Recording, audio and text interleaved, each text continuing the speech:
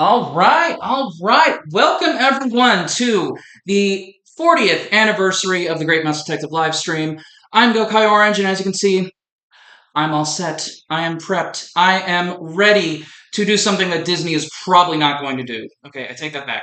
They've done a little bit of celebrating, but nothing to the extent of what they're doing with Hunchback of Notre Dame. So, anyways, I think it's perfect to do something on my own, and that's what I'm going to be doing today. As I mentioned in the original post, I'm going to be doing some cooking. I am going to be doing some show and tell, and if you're all good and on your best behavior, I might read some fanfic.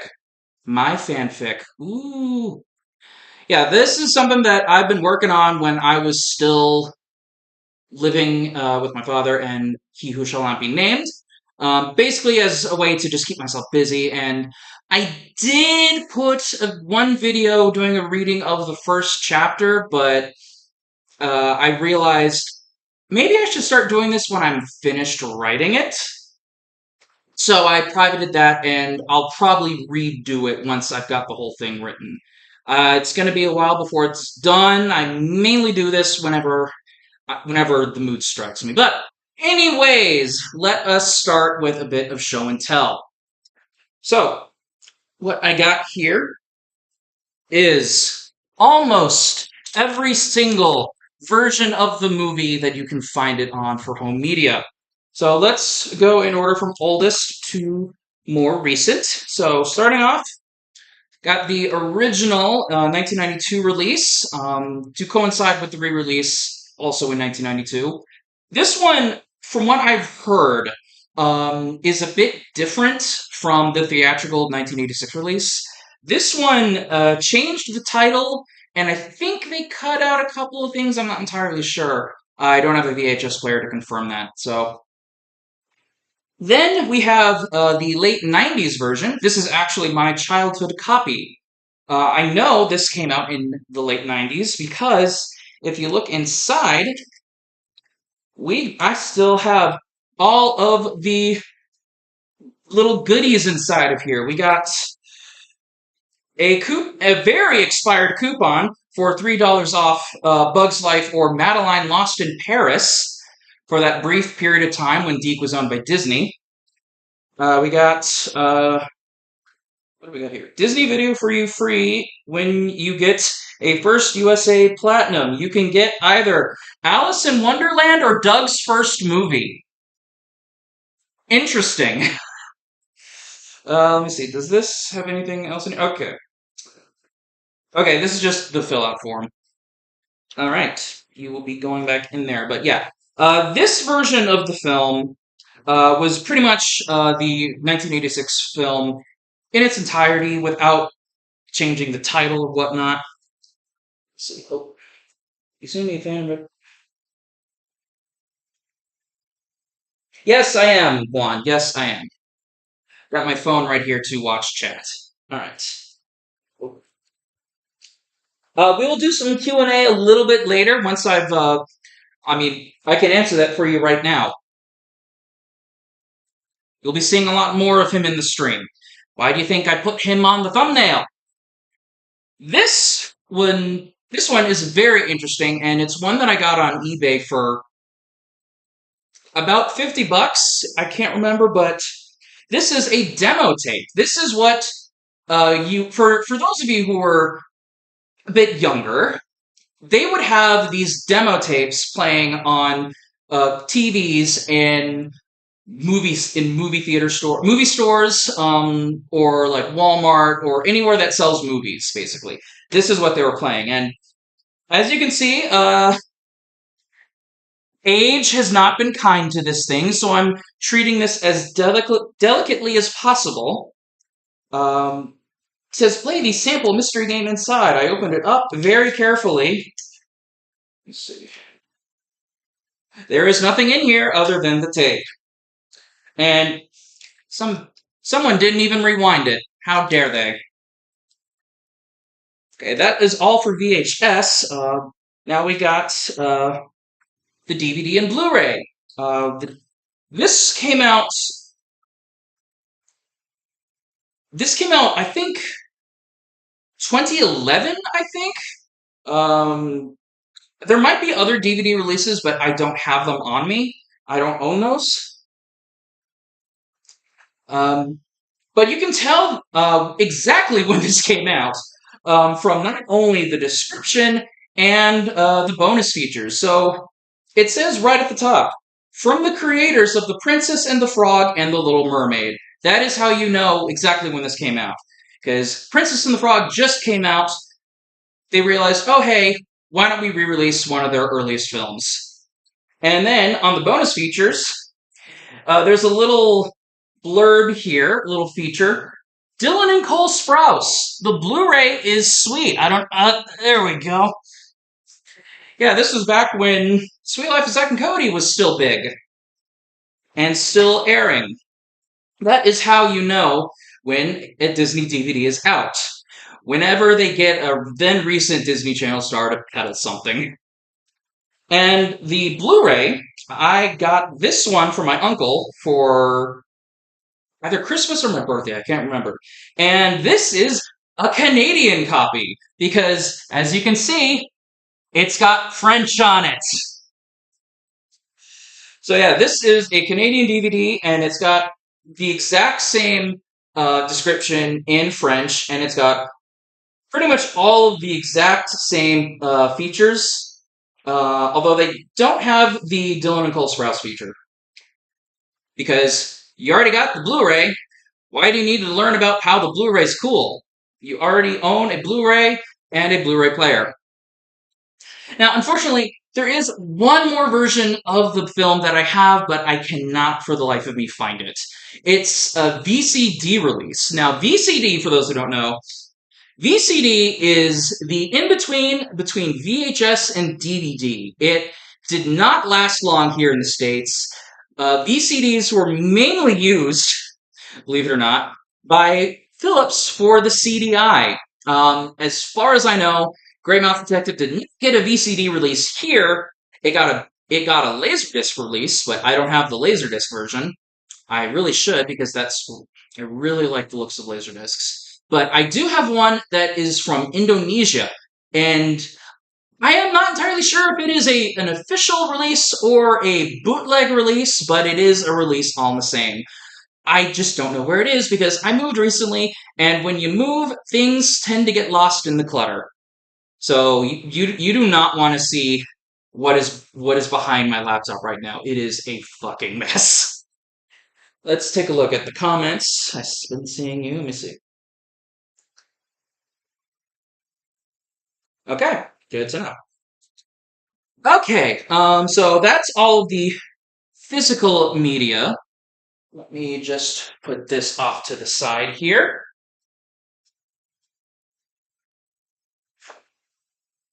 Pray to God that does not fall.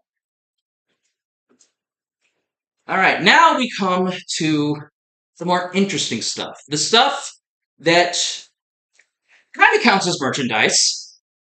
So I'll start off with these. These are probably the only of the time when the film was originally released items that I have. These are stickers. If you don't know what stickers are, you need help. No, so these were, I can't remember exactly what they were for. I think it was for, I think this might have been in cereal.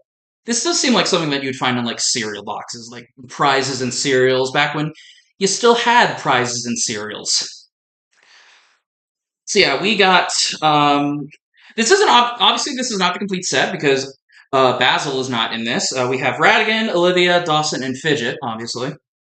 I have not peeled them off, and I probably never will because these are ancient. These are 40 years old. So I want to make sure they last as long as possible. Then we got stuff that came out a little bit later. There was, in the 90s, a Disney Charades board game. And the gist of it was you would take a card, you'd see the character that you're supposed to act out, and then obviously That's how charade works. If you've never played charades before, you are sheltered. I am kidding. But I got fidget. Someone was just selling this particular card and this particular card only. It did not come with the actual charades board game. They were just selling this, and it's like, screw it. Why not? I'll get it. And speaking of cards, one of only 2 fidget cards from Disney Lorcana. I have been trying my best to get the other one. However, turns out trying to find Lorcana cards in Asheville is really hard. I have only managed to find Lorcana cards at a single Target. And given what Target's doing right now, I am not giving them money. So I might, depending on how things go, I might just buy one off eBay. Maybe I can find someone selling Lorcana cards at a convention and see if they have the other fidget. But those are my 2 fidget cards. And we're going to keep this fidget train moving because I got on Etsy. I don't know who drew this, but nice little picture of fidget here. This was inspired by that one scene where he enters the bar, gets his peg leg stuck on a hole in the floorboards, and then loses his balance. But yeah, I can't remember the artist's name, but they were really nice. Glad I was able to pick this up. And speaking of art, this one is a bit more official.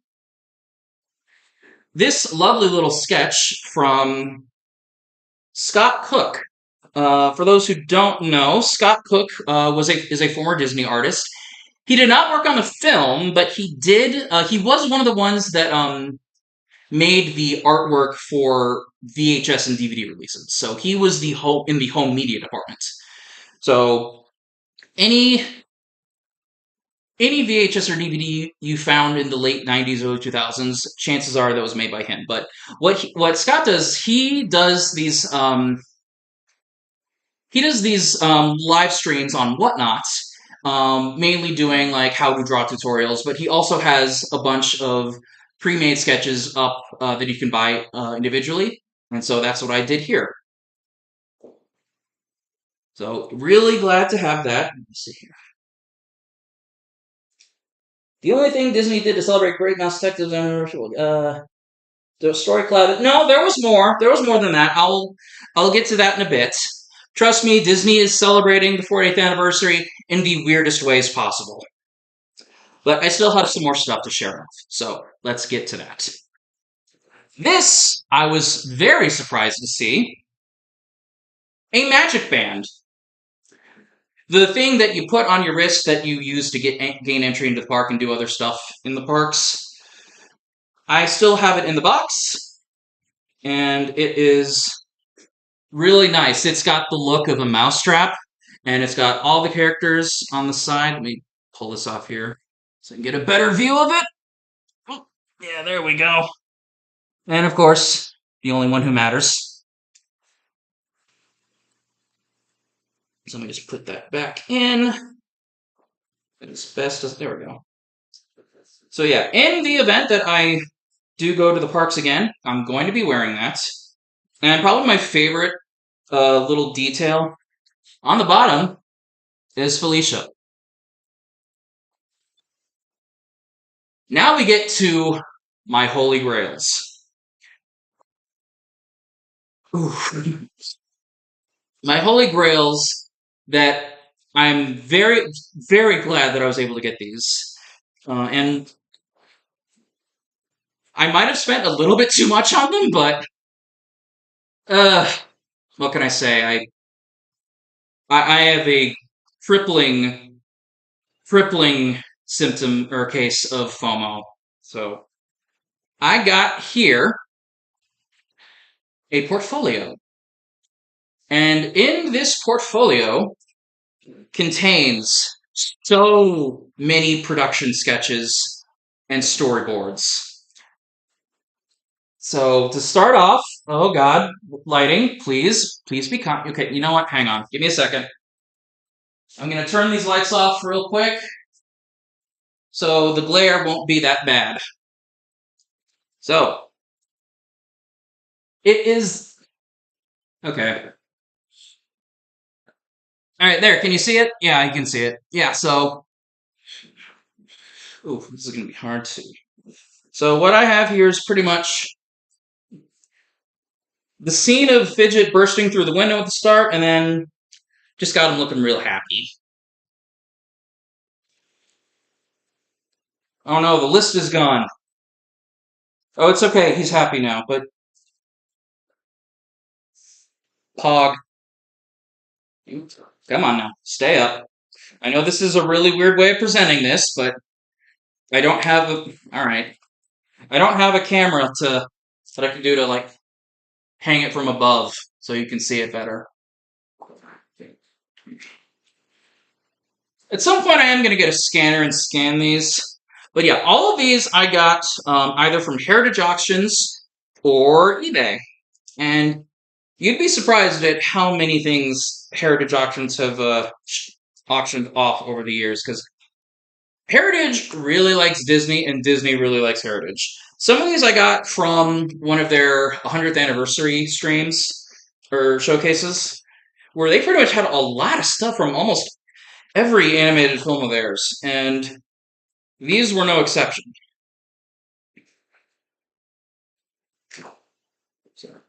I was hoping to get this entire thing filled, but you can only get however much as they actually go up for sale. And now we got him in his Royal Guard disguise. Another nice little thing here. Oh, that's cute. That's really cute. He's going to jab someone with that pencil.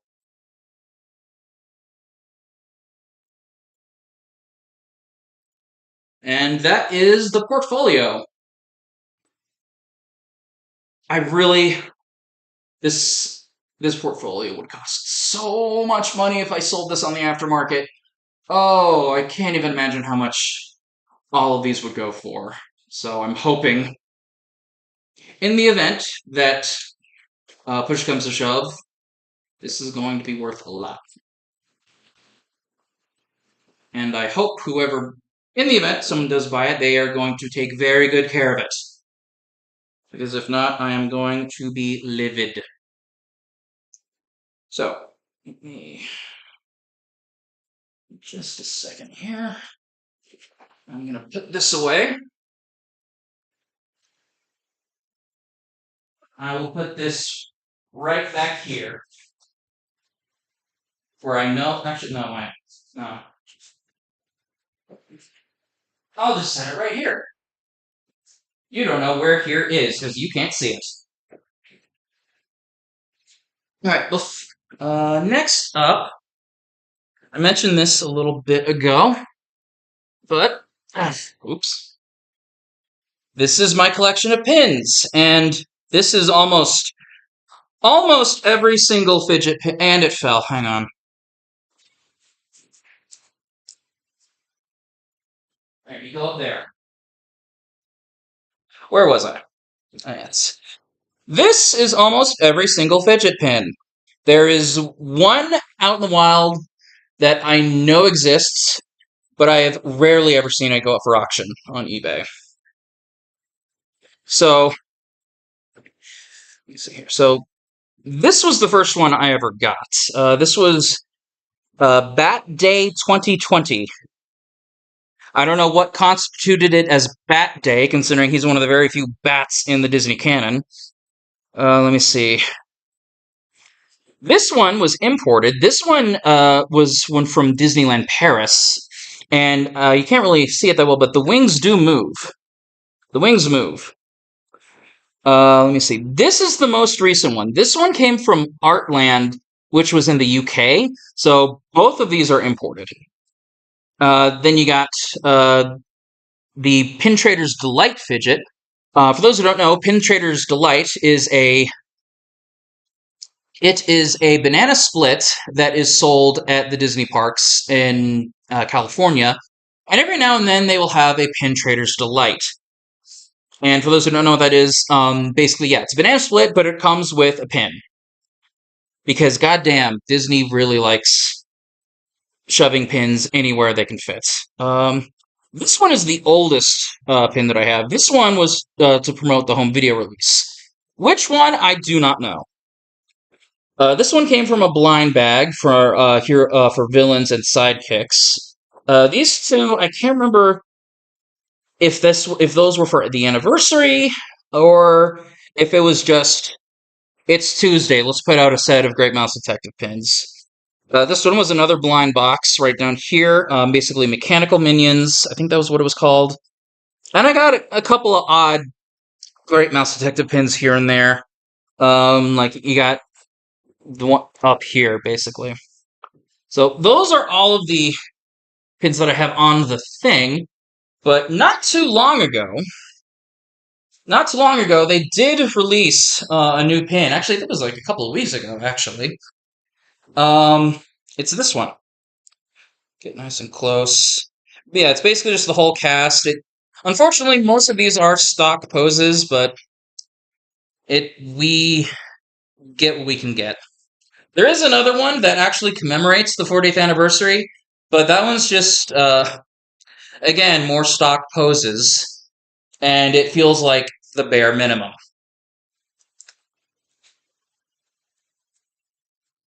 Let's check on chat here. Wouldn't the best idea to bring the fidget portfolio to an exhibition? I would love to. I would honestly love to. Uh, Problem is, I'm worried that it might get stolen. Uh, I don't know. If I did bring it somewhere, It would have to be in a very, very controlled environment. Like maybe an art museum. Like I could loan it out to them at some point, but they would have to be interested. Uh, let's see. Since you're a retro person, do you know Mr. Rogers? Who doesn't know Mr. Rogers? Let's be honest. But like I said in the opening title, please try to keep questions on on subject. So let's try to keep the questions as close to Great Mouse Detective as possible. So no questions about Danger Rangers, no questions about any other future videos I have working on. Just we're celebrating Great Mouse Detective. That is what we're doing. So let's try to stay focused on that. Uh, Now comes the last piece of my collection. The ones that I have taken so much care for, and I am going to treat these things like my children. I mentioned that I got some stuff from Heritage Auctions and eBay, but one eBay seller in particular was selling a lot of fidget poses and references. And I got in touch with them, and they told me that they actually had one of Fidget's character designers as a teacher at Cal Arts. For privacy reasons, they didn't tell me which one, but they did say that these came directly from them. So let's get started. I already have these framed. I've had these framed for a long time, but let me just get a bit closer. Oh, that glare. Oh, the glare. Oh, the glare. Okay. There we go. That's better.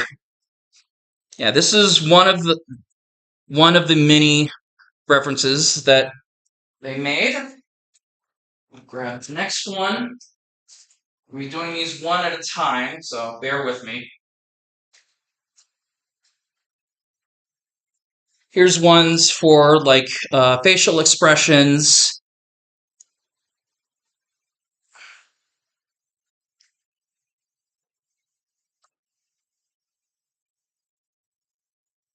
Ooh.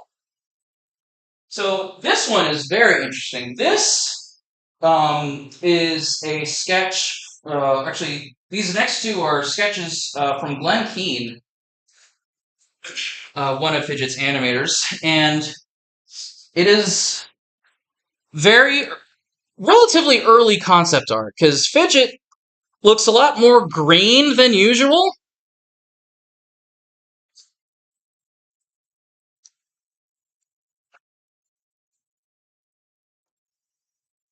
I don't know if that's just what colors he had on hand.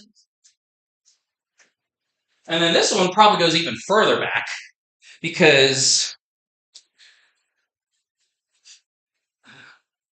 Fidget, why do you look like that? Oh, and there's the reflection of of. Okay, there we go. Yeah. So yeah, Fidget looks very, very different. He looks like a gremlin, like a little imp, and he's got an interest. I don't know if that's a ball cap or what. Also, he doesn't have a peg leg. He has two working feet, and he looks like he is dripping wet for some reason.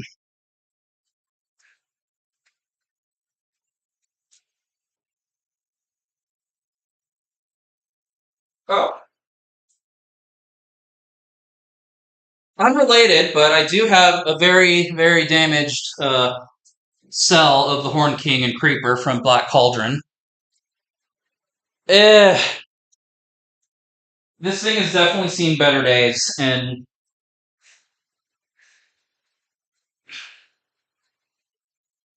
I don't know. That's the thing with cells. They can get so fragile. Oh, speaking of cells, actually,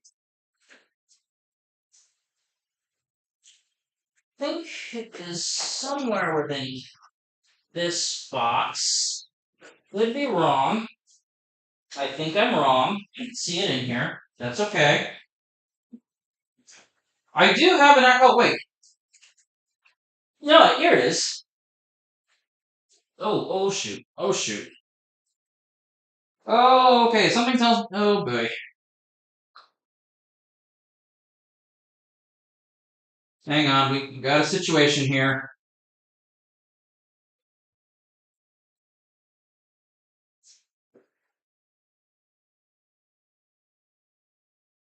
Give me a second.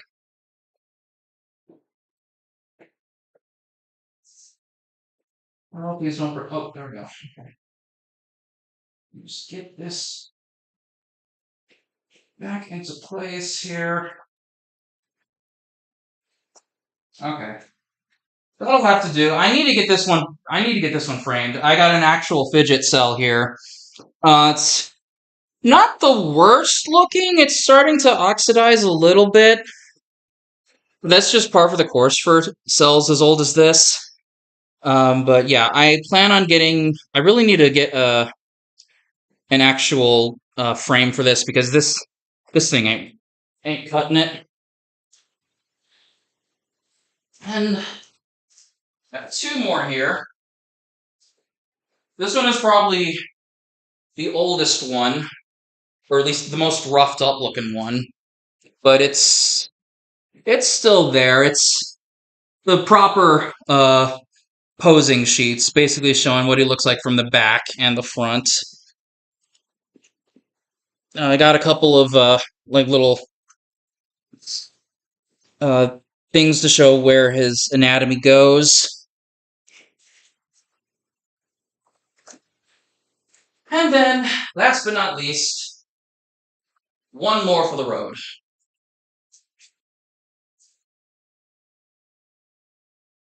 One more for the road. Basically, heads shapes and whatnot. All right.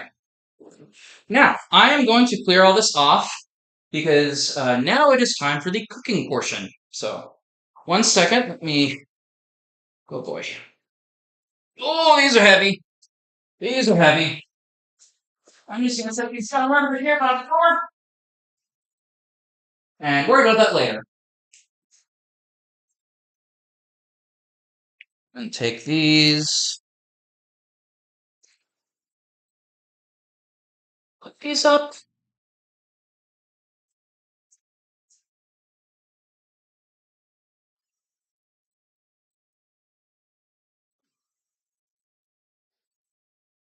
All right. One more look at the comments real quick. Ever new character sheets are this massive? Yeah. Yeah, they are huge.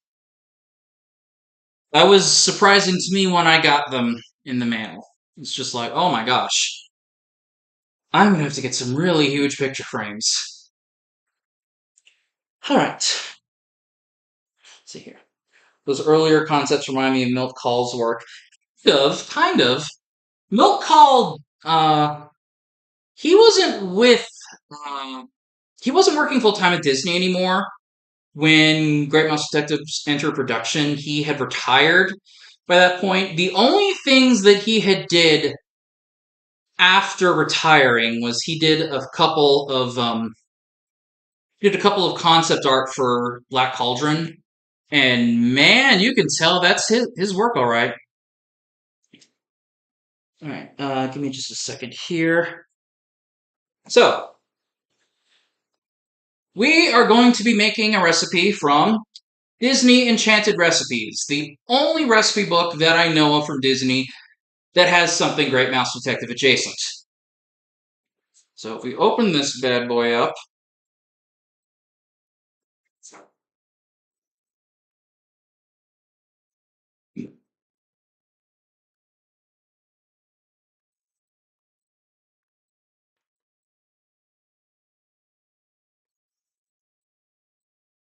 okay, we have a recipe for Miss Judson's crumpets. Get a good view there. So, yeah, it's very surprising that this is the only one that has a recipe in it, but then again, it's really the only food stuff in the film. Actually, it's not even in the film. She just mentions it. She mentions getting some cheese crumpets, and then they're off before she even serves them. So, that is what we are going to do. I have made this recipe all of once a couple of years ago to celebrate the 38th anniversary. So I should know what I'm doing. Sort of. So this is going to take 30 minutes of prep time and 35 minutes of cook time. So the ingredients listed are 2/3 cup of milk, 1/3 cup plus 1 tablespoon of butter, 3 eggs, 1.5 cups of flour, 2 teaspoons baking powder, 3.5 ounces of Stilton or cheddar cheese. I'm going with cheddar because Stilton is blue cheese, and blue cheese is bleh. And a pinch of salt. So, let's get started. I'm going to lower the thing so you can see my countertop. So, let's get things started. Step number 1. Preheat oven to 350 degrees. I can do this.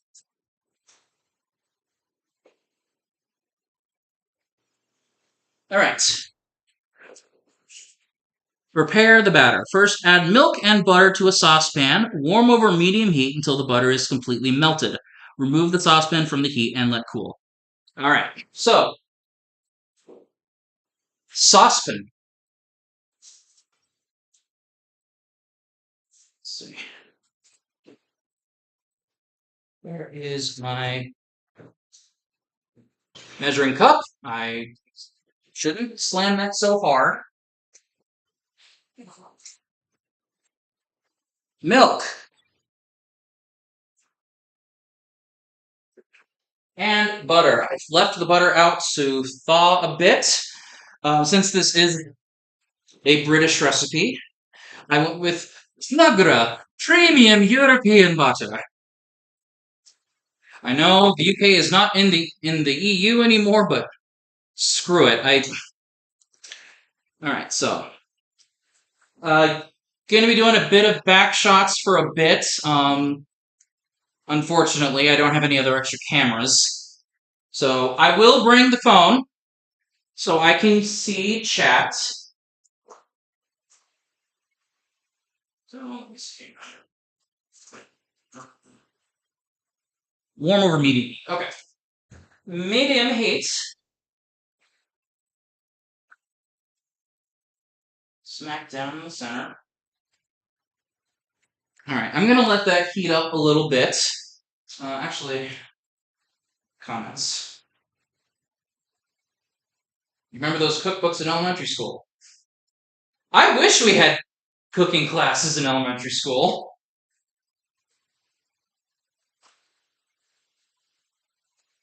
Because my high school was the only one that had home ec, and only for like a couple of years.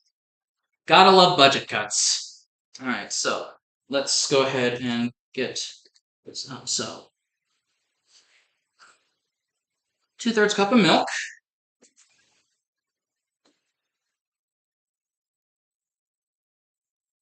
Carefully.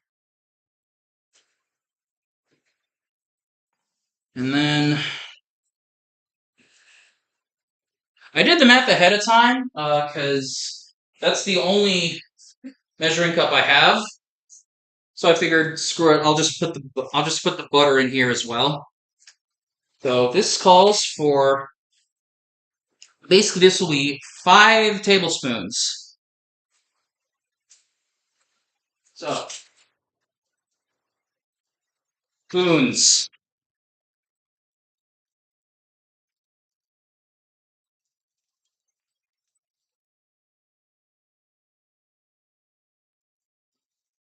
Okay, get in there. I set you out to farm for a reason. All right. Don't worry, I washed my hands prior to start to the stream. Ah, there we go. So that's one. Oh, that was a splash.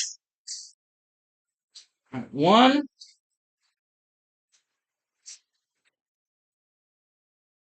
2,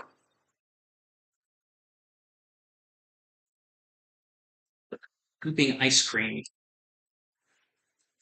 3,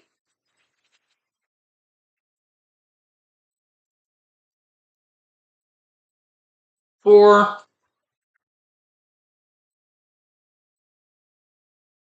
5. I'm going to need more butter after this. At least the kinds in the tub. Get all this butter off my fingers.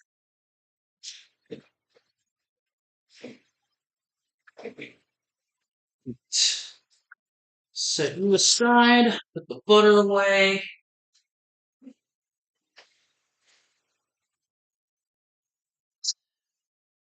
Doesn't say how long. Just warm until butter is completely melted. So, let's see. Yep, that's good. Milk and butter mixture. Away.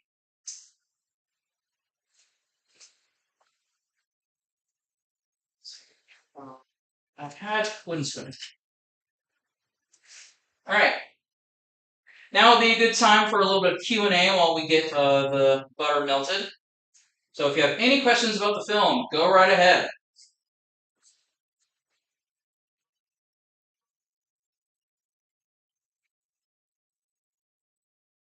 Don't be shy.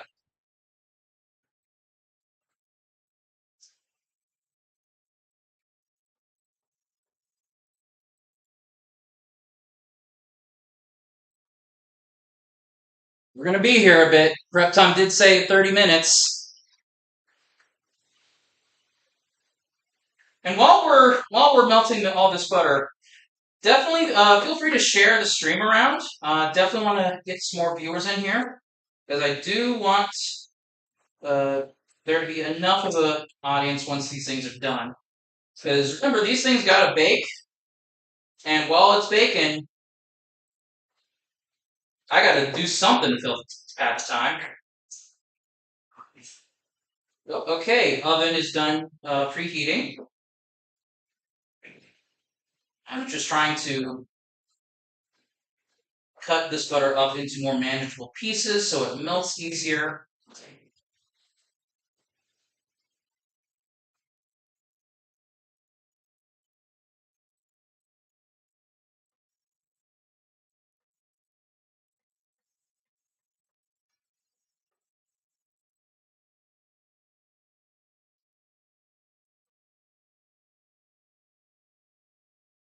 So how are your guys' days going?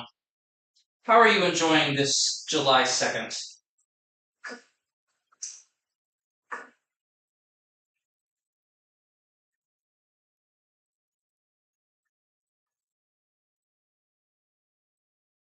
Okay, butter is completely melted. I'm going to set this off to the side while we work on the dries. Let's see. So, break eggs into a mixing bowl and whisk vigorously until frothy.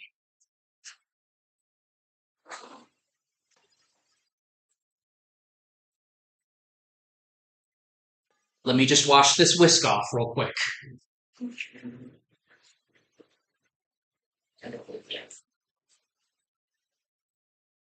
Okay, egg. Actually, how many eggs did it say? 3. Look at that, just enough. I'm also going to need to get more eggs.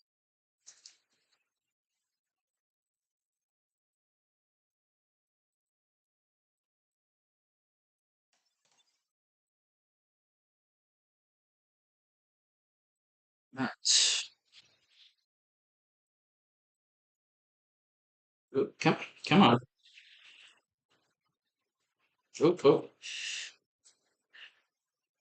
I swear I'm good at cooking. This egg does not want to. Don't spit at me. Come on. Oh, oop. I swear these eggs are not that bad. I swear. I have never seen a very. There we go. I've never seen an egg that fussy. Maybe the other eggs are better. Here we go. See what I tell you. What did I tell you? That one was just being a bitch. And egg number 3. Oop, hang on. I gotcha, little egg fragment. Just double checking if I don't see any more.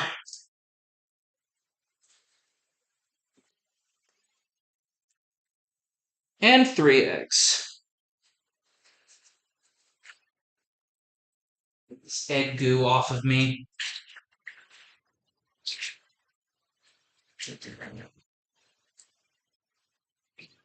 And into the fridge you go.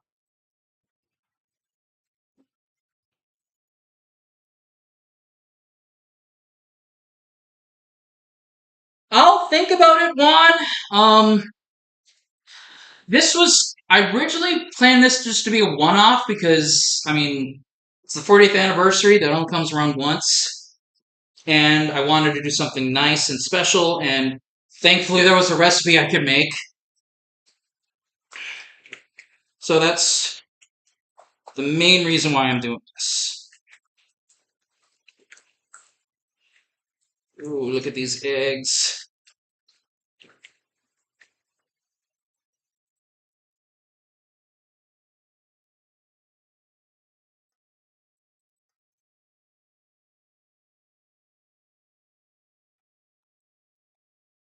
Look, that should do. I'm going to move this further away so I don't get splash damage.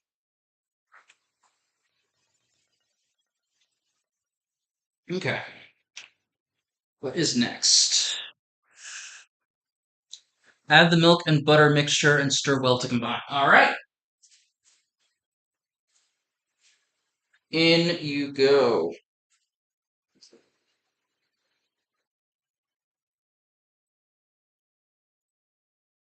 Maybe back over there for the time being. And mix well to combine.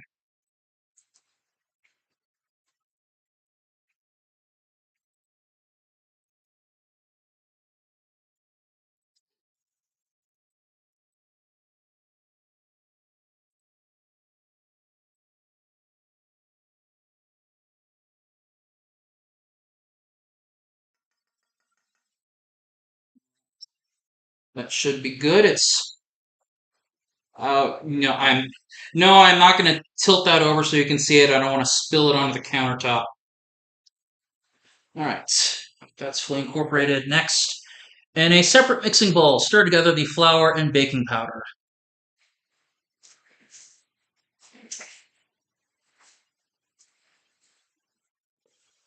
All right, I'm going to set you aside for now while we start working on dries. Flour, baking powder. Oh, don't apologize, Juan. It's totally fine. I get that that is the main focus of my channel right now. But because it is winding down and I am approaching the final episodes, uh, I'm just gonna say this right now. Don't expect to see that much Danger Rangers content in the future. I can only talk about it so many gosh darn times. Excuse me. Okay, so 1.5 cup of flour. Let me rinse this off real quick.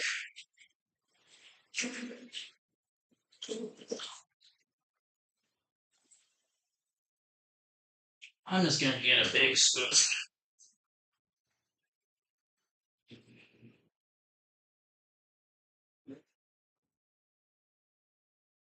1.5 cup.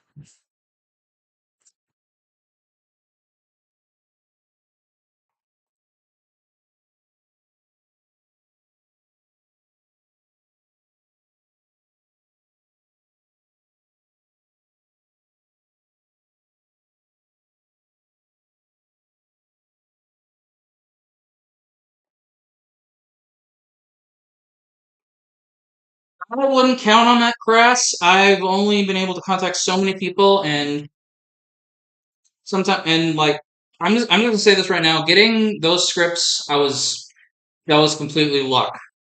That was completely luck on my part. Let's see, that is one more scoop. One more scoop should do it.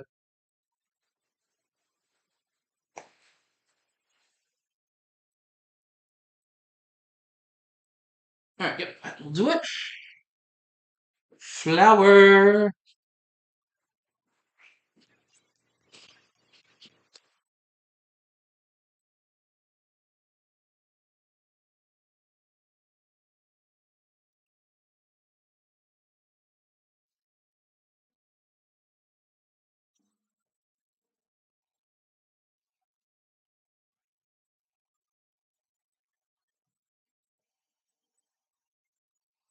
Mhm.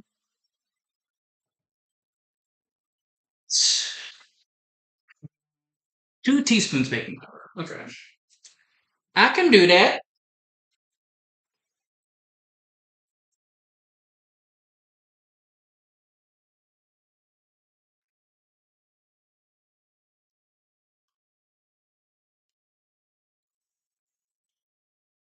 All right. Teaspoon, half teaspoon, 1 teaspoon. Okay, and they said 2 teaspoons. So 1,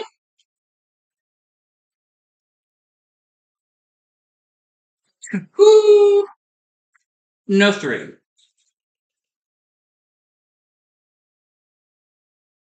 Right. Stir the other flour baking powder. Okay. Time to stir.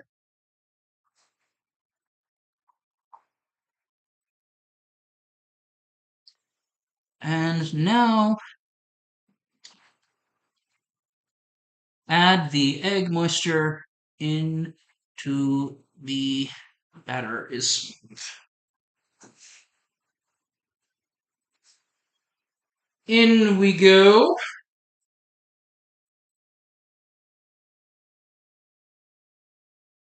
Sure to get it all in there.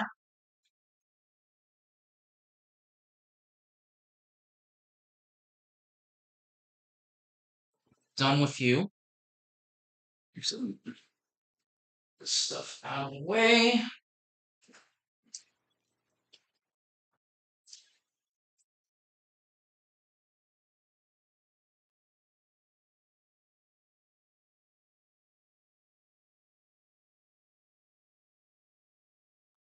And now we stir.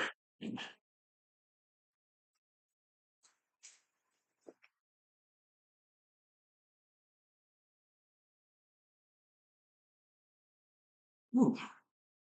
Yep, gotta make sure to get all the dries in there. Cooking tip number one, always make sure the dry is gone.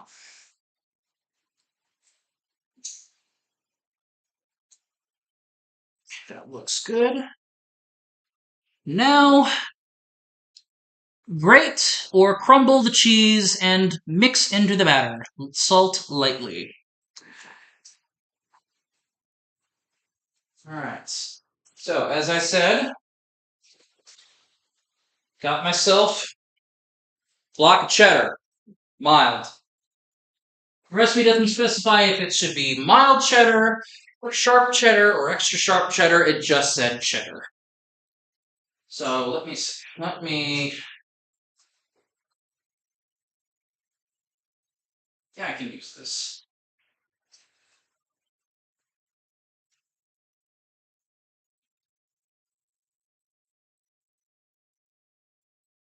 Sec here.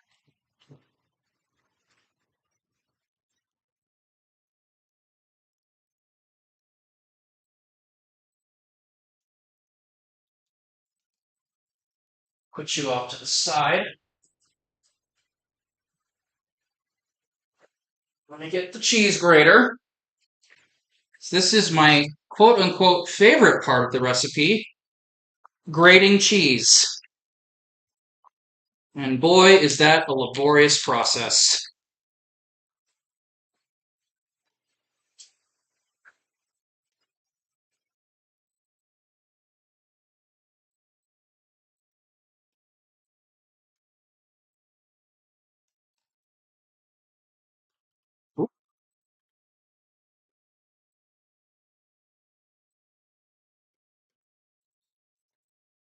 That.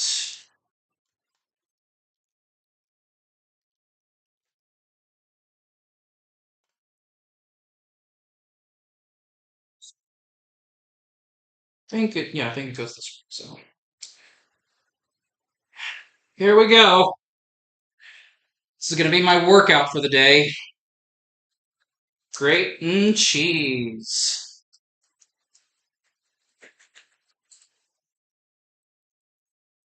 Did that even do anything?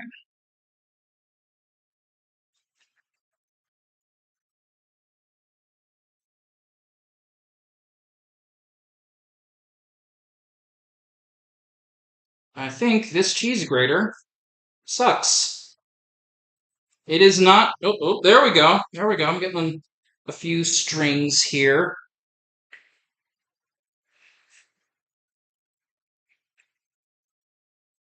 Maybe I should have. Okay, let's not get the cheese everywhere. Actually, no. You know what? Yeah, I'm gonna put this. I'm gonna put this back on. Actually, let me get this. Yeah, This is coming out really thin, guys. I don't know if I'm ready for that.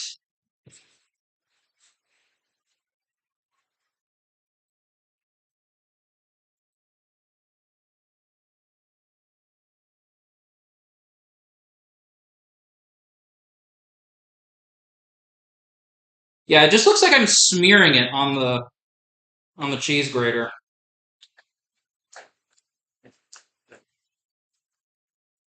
Ooh.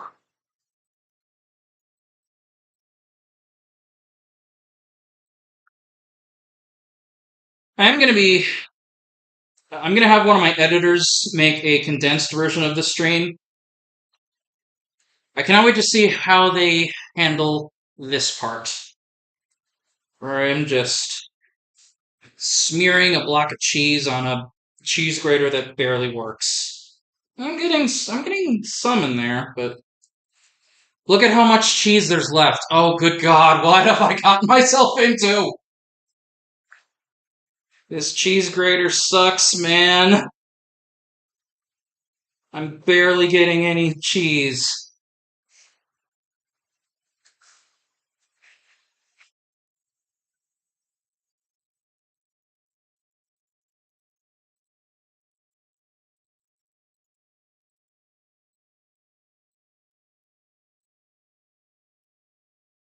Oh,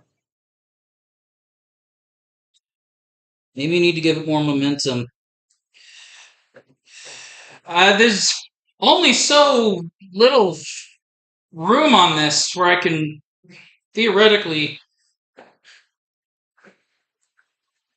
grate this. Hi, Soda. Hi, Soda. I am in cheese grating hell right now. Oof. Also, doesn't help that I am under a heat wave. So that plus rigorous exercise like this equals my shirt is starting to sweat.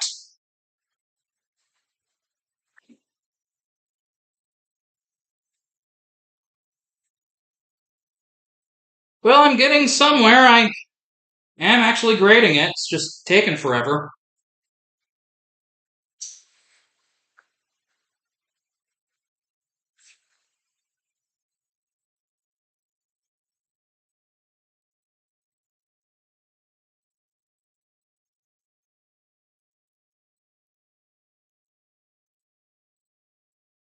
Welcome to the next 4 hours of this stream, by the way.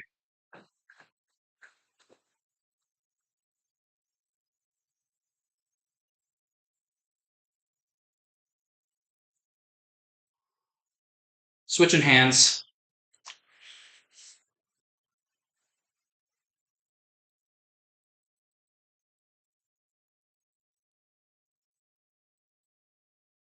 I know the cookbook said grate or crumble, but that was for the Stilton. You don't grate blue cheese. You crumble it.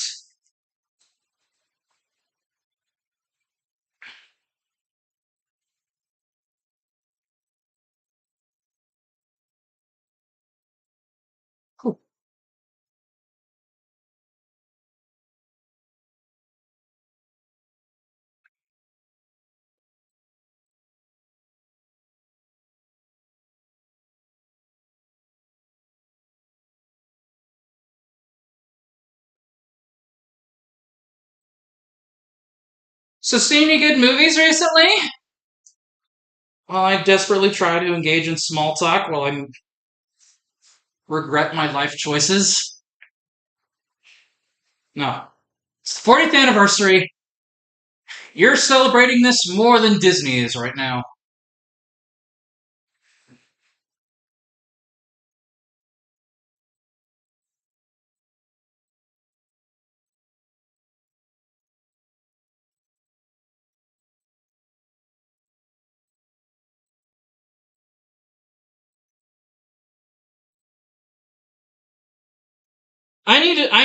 I still need to see Toy Story 5.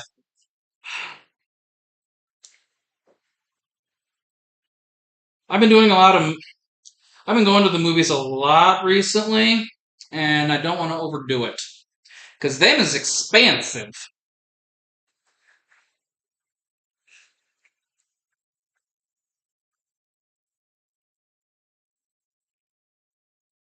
Hey, Saurus. You may or may not be editing this stream when it's done.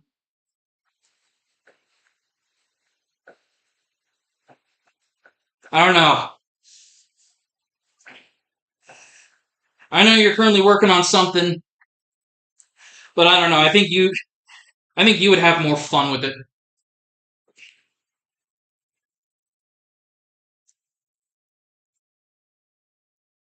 Whew.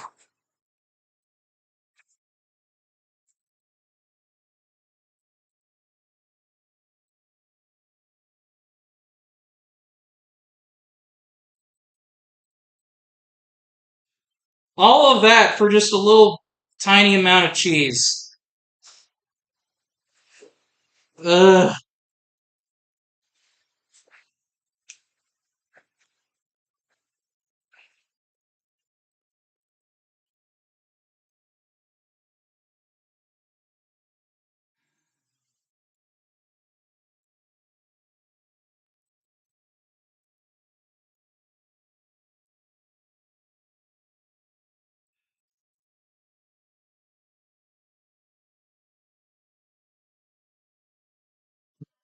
Me editing you grating cheese 15 minutes. You speed it up, Source. That's what you do. Speed it up occasionally. Pause every time I go, why am I doing this? Maybe a non-copyright infringing version of the Benny Hill theme or any other music that you might find pairs well with cheese grating action. Whew.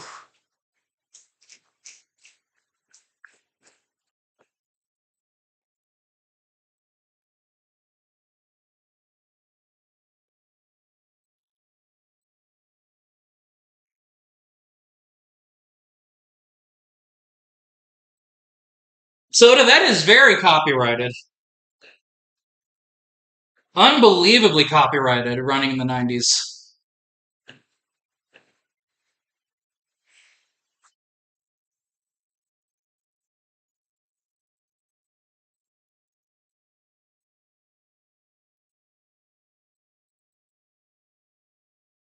Grading in the 90s. I'm making a fucking mess.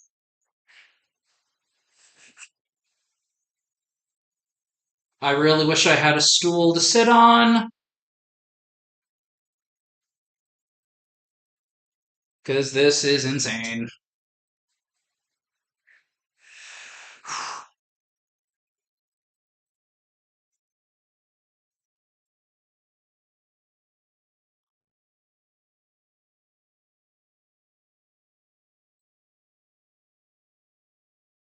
You know, in retrospect, I probably should have froze this. Maybe that would have been easier to grate.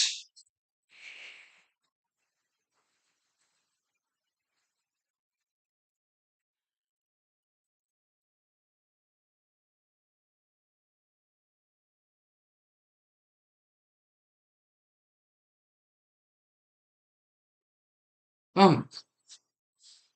Oh.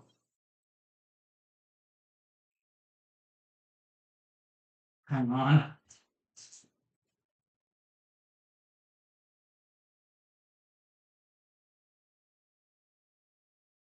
Oh. Says it's 70 degrees in here, but it certainly doesn't feel like it to me.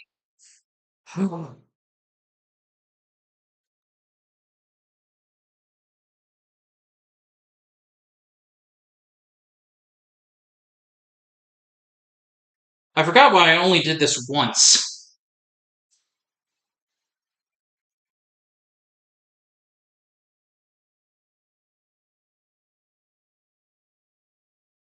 Do I have any crushes from Great Mouse Detective? No. I like Fidget platonically.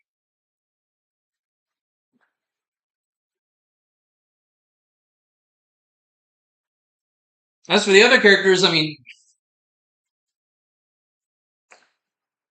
I don't know if I like them in that way.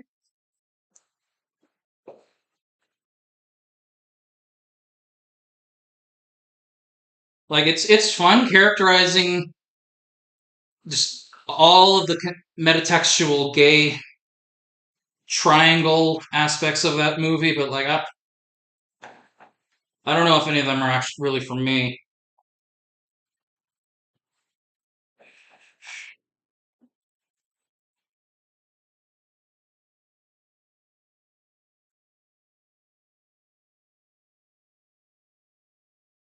You know what would make this probably go by a bit quicker?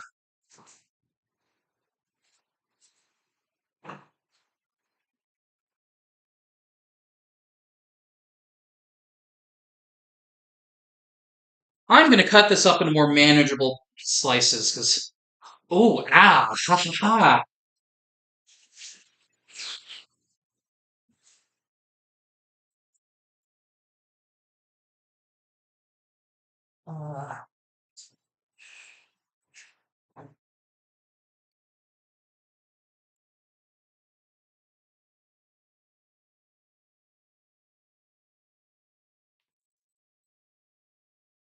And if push comes to shove,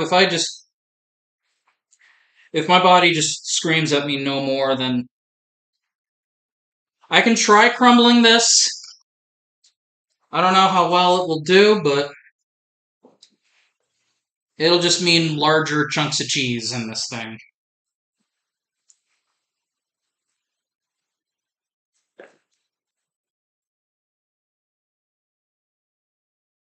Fuck it.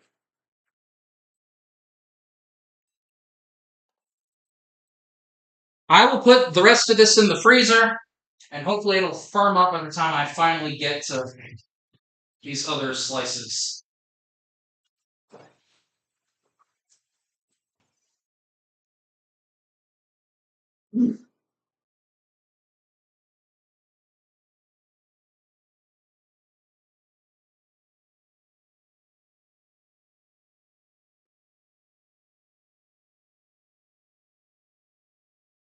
Ooh,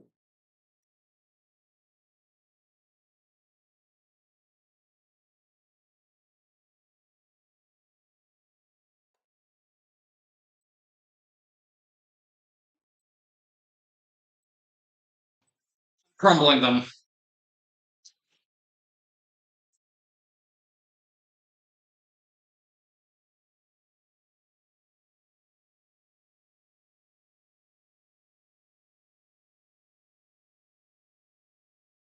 Yeah, just crumble it with the hands as best as you can.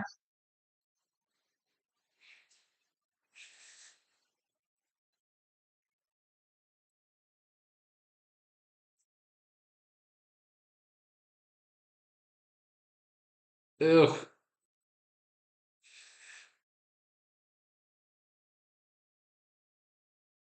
Note to self, next time I do this, get a better cheese grater. That thing sucks.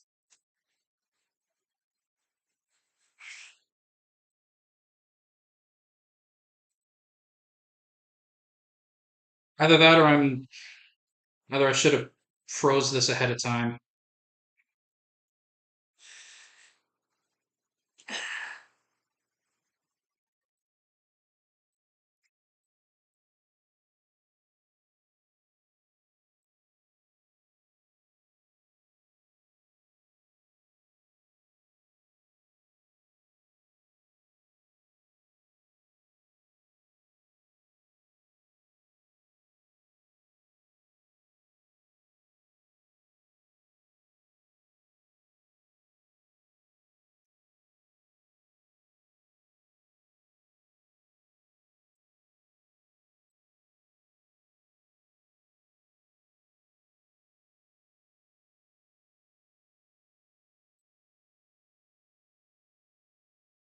I did see some 80s and 90s cartoons and celebration items back then. Me and my siblings were at a flea market and stuff. Oh yeah, flea markets are always fun. There's one that I used to go to when I lived in Raleigh that they held on the state fairgrounds every weekend, weather permitting. That was fun. There is something like that here in Asheville, but that's a little far away from where I live, and I don't think there's a bus route that goes near it. I don't know, maybe one day, but until then, I can contend with goodwill.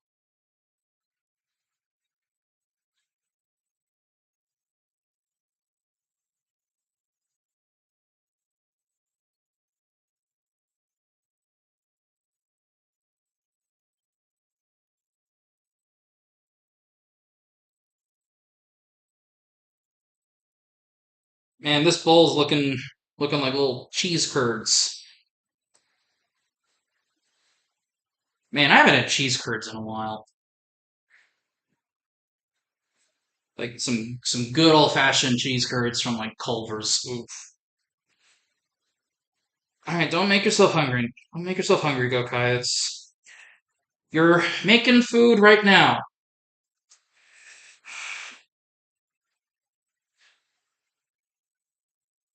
Oh God, you live in Texas? Oh God, I'm so sorry to hear about that. I hope hope that blue sky situation sorts itself out.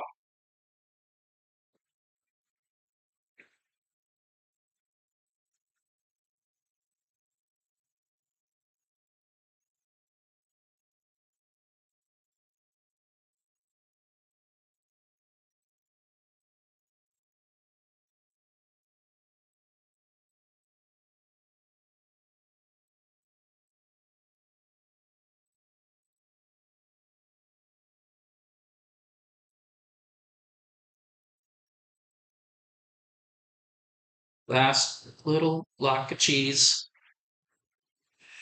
My hands are gonna smell like cheddar for a long time.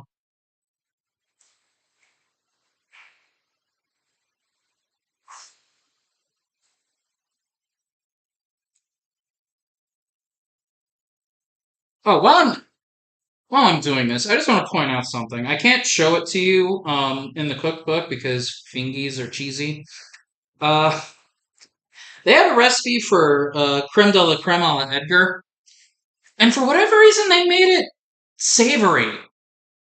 Like, yeah, it's like a Jerusalem artichoke dip or something. Like, huh? I thought it was like vanilla and cinnamon and like hot vanilla with crackers to dip it with. Like, what you going on about, Disney? Why you why are you completely wrong on how that dish is supposed to be served? With sleeping pills. I didn't see any sleeping pills in the recipe, Disney. That's not accurate.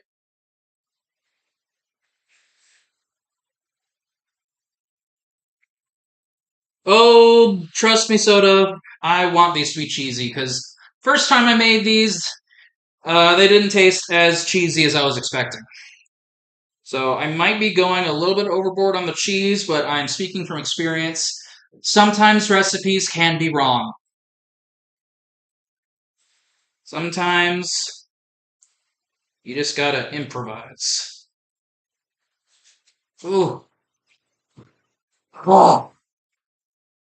That is what a ooh, ooh, is what a bunch of crumbled cheese looks like.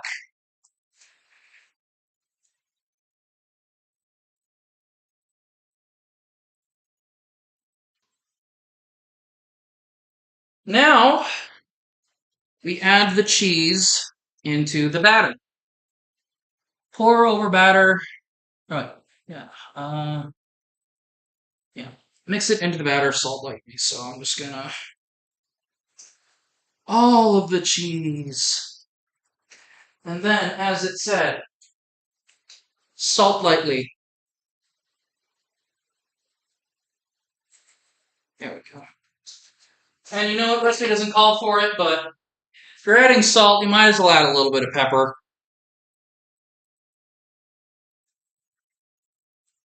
It's only natural.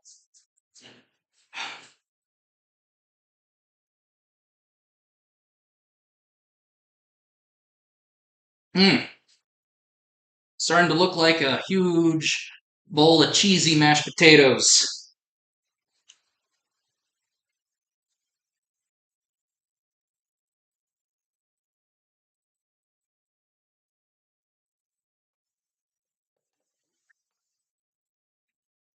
Look at that. Doesn't this just look like a huge heaping bowl of cheesy mashed potatoes? Ooh. Smell that cheese. Oh, wait, you can't. Smell-o-vision doesn't exist yet. Alright, now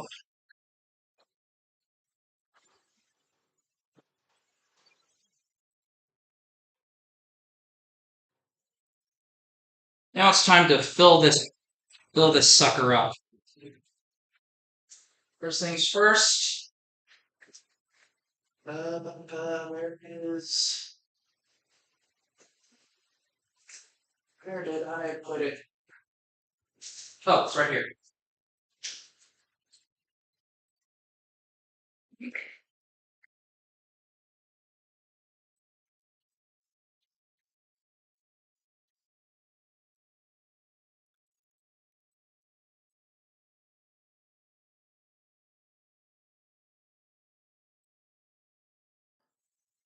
All right.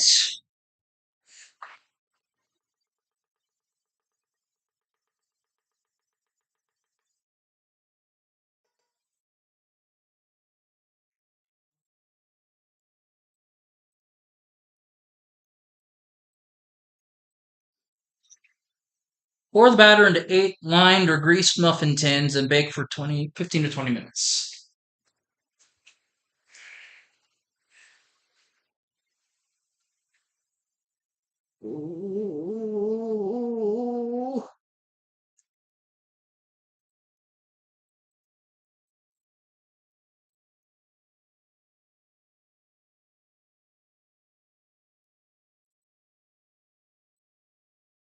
Ooh,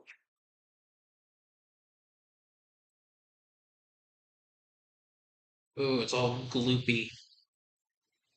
Ooh, ooh,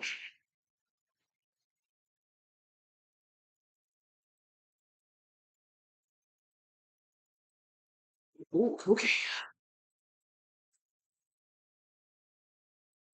Give me just a second. I need to. It's pouring a little too wide.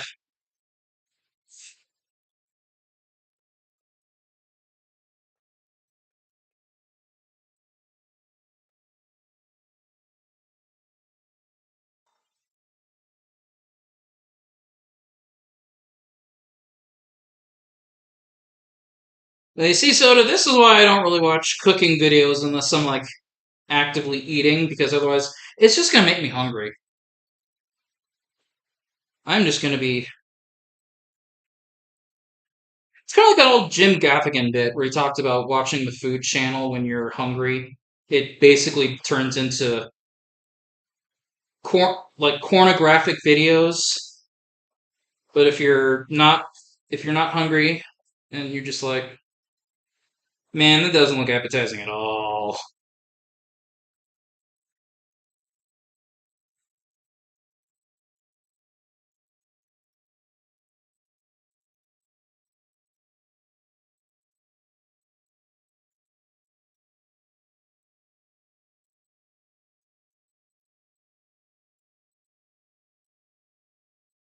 Come on.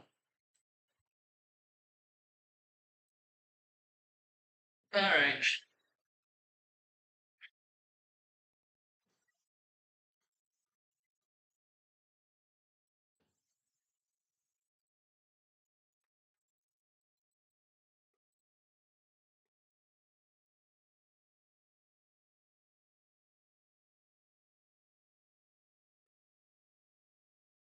Normally when I cook, I usually have music playing, but I don't trust YouTube's content ID.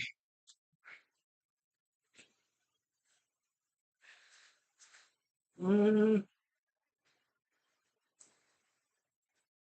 it said enough for 8, and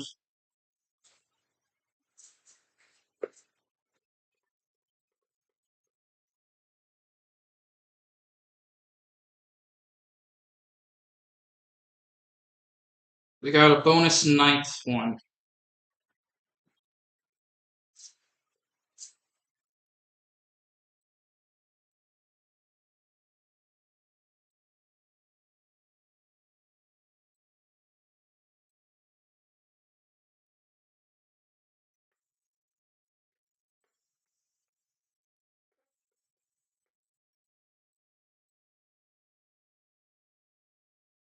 Almost out of batter here.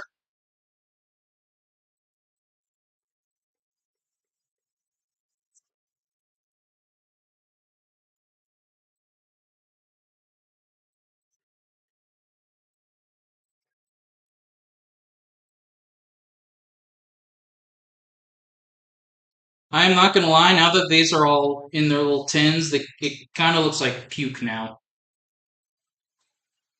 Cheese chunk puke.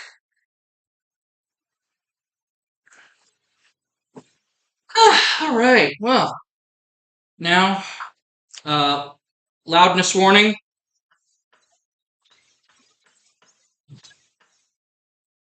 Got to make sure we get all the air bubbles out.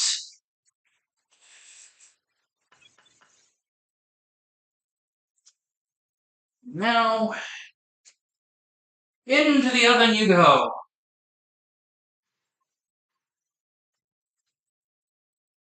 And that is going to go for 15 to 20 minutes. I am going to try to go for median, and I'll do it for 17.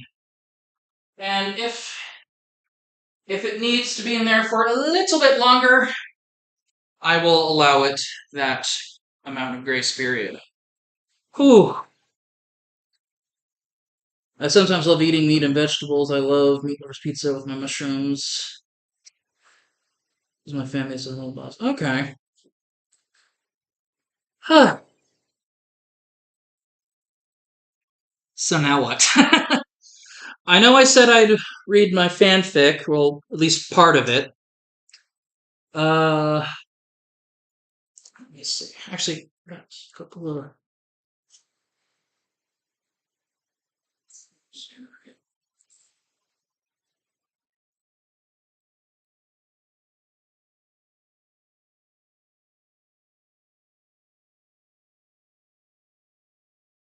You know what? Sure, let's do that while we wait for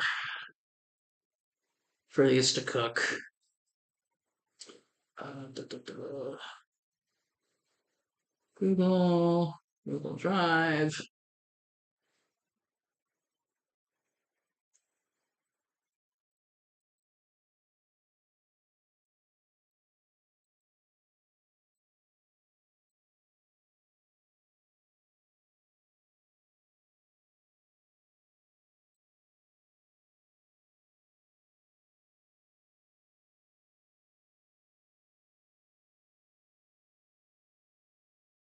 I got 30 pages of this.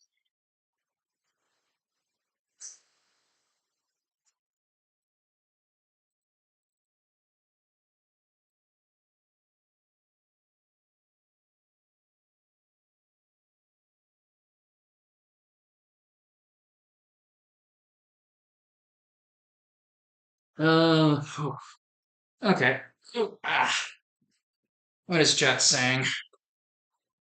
Did you watch episode? Juan, Juan. Did you not see my little vlog that I made about episode 9 of Digital Circus? Did you? I think that video should have made it perfectly clear.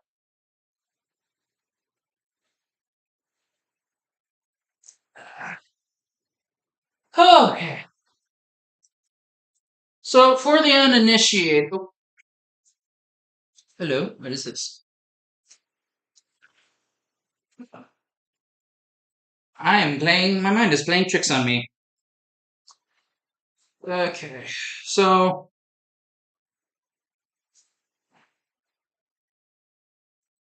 I can do the most.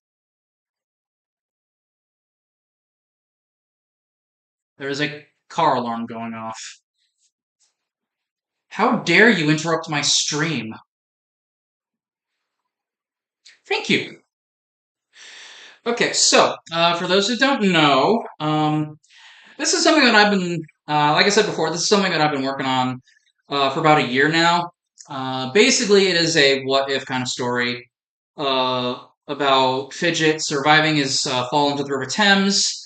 He gets fished out by a couple of local thespians, and he is currently staying slash hiding out with them for the time being. I have an ending in mind. I just need to figure out how to get there. So I'm going to read a small passage here. It's going to be a flashback. uh, I do flashbacks in this story, mainly to kind of fill in gaps of what Fidget is doing during other parts of the movie. So this takes place um, literally right before the start of the movie. So in this scene, Fidget and Bartholomew are at the bar.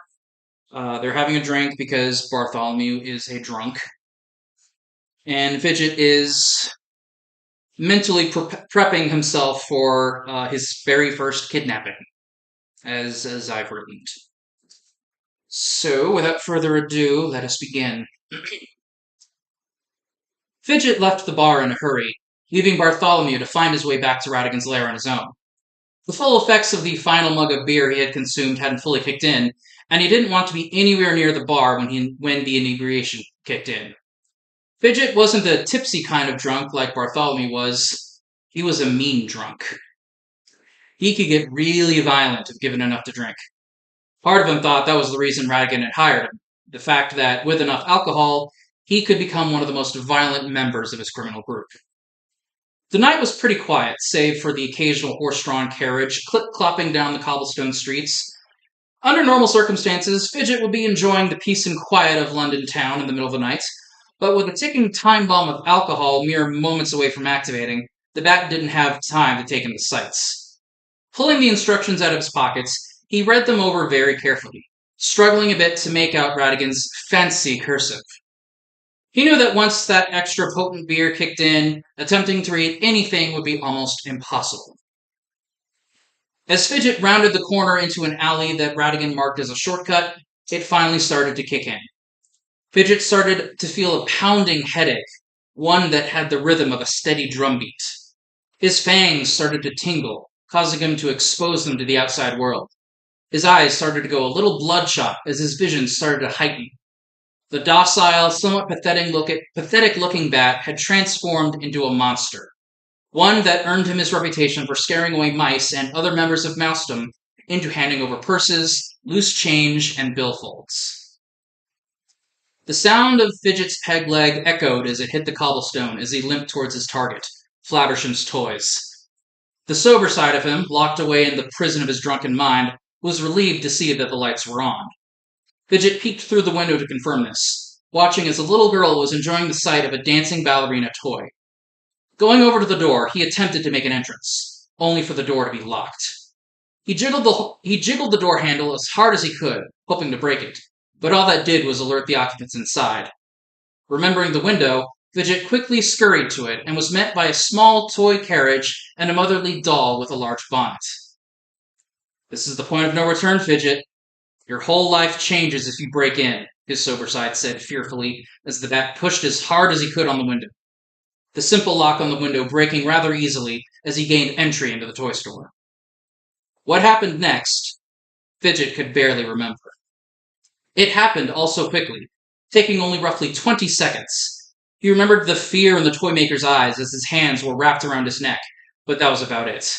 In reality, the bat had thrown Flaversham all over the workshop, destroying nearly everything in the process, before throwing into a sack the toy maker used when he would play Father Christmas around the holidays, before making his leave. As for the girl, he never even caught a glimpse of her throughout the entire ordeal. Even if he did see her, she wasn't the target.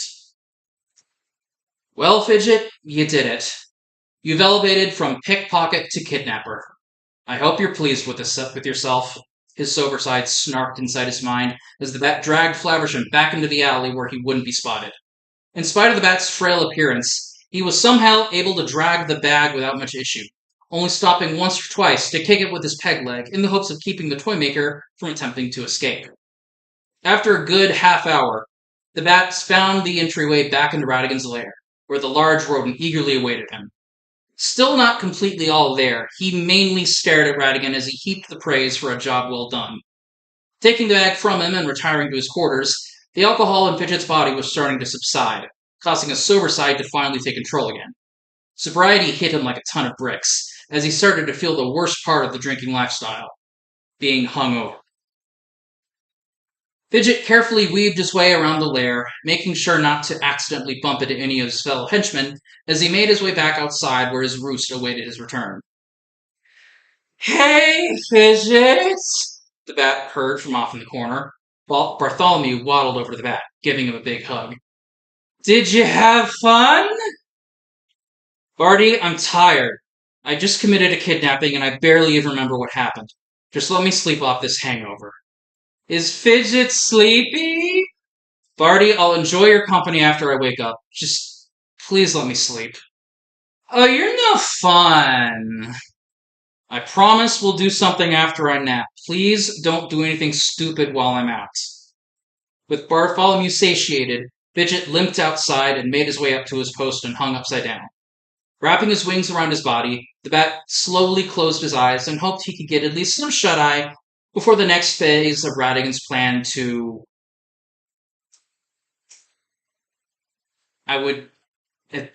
This is where Radigan screams at him to wake up, and I don't want to yell. And scene! That is the most recent part of the fanfic that I'm writing. It has been very interesting, to say the least. Let me see what the comments say. What are people saying?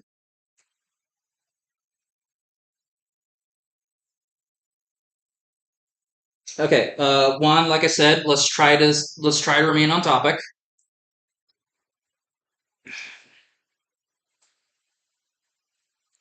You only focus on the antagonist and the sidekick. All right. Okay. How much longer do we have? 7 minutes. 7 minutes, people, until crumpet time.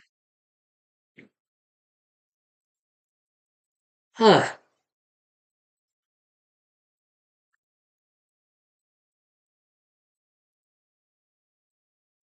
I'm trying to think. What can I do to pass the time? Oh wait. Yeah. My hands are relatively clean now. Let me find. Let me find that. Let me find that recipe for the. Yeah, here we go. Creme de la creme a la Edgar. Cream of Jerusalem artichoke with nutmeg. This requires 1 onion, 6 Jerusalem artichokes, a russet potato, butter, salt, nutmeg, chicken stock, whipped cream, and homemade crackers for serving. You had one job, Disney. This is a dessert.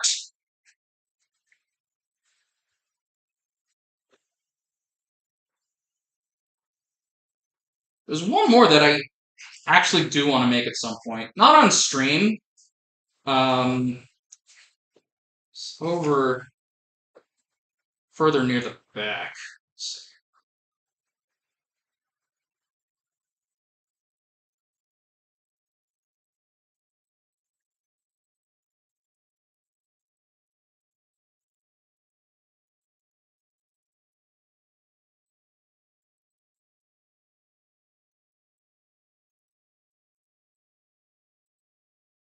Ah, here we go. The Ben Special from Treasure Planet. Fittingly enough, another Musker and Clements movie. No bake Oreo cheesecake. Yes, please. God, that sounds good. But that's a bit more involved than this recipe. How are we doing on time? 4 minutes. 4 minutes. Actually, you know what? Let me take the time to clean this stuff up.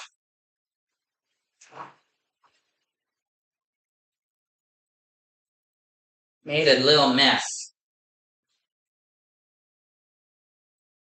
I don't even I don't even know why I had this sitting out. I didn't use it.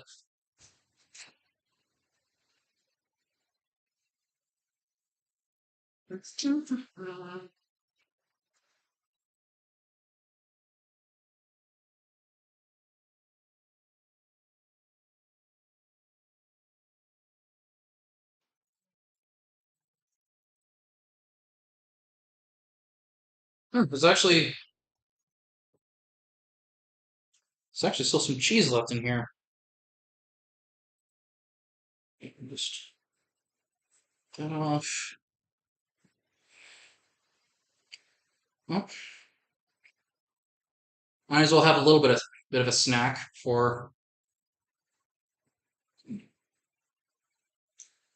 Ooh, yep, that's cheddar. Mild cheddar. Are you kidding me? To say sharp.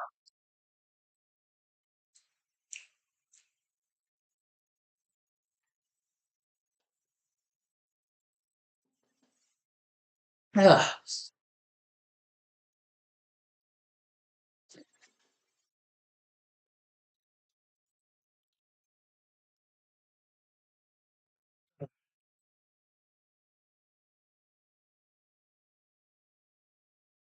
Ooh. Let me see. We got time to kill. I'll waive the rule about keeping it on topic. Ask me anything. Ask me anything. I think we've reached that stage. Anything your little heart desires, I will answer it within reason.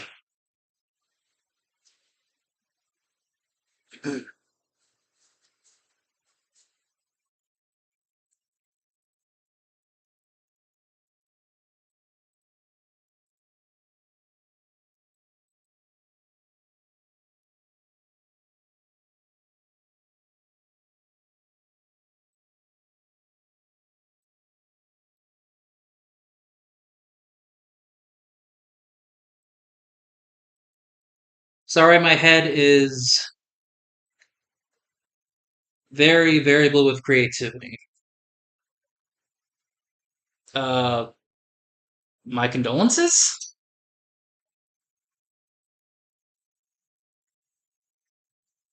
I will say it does start to smell like cheese in here.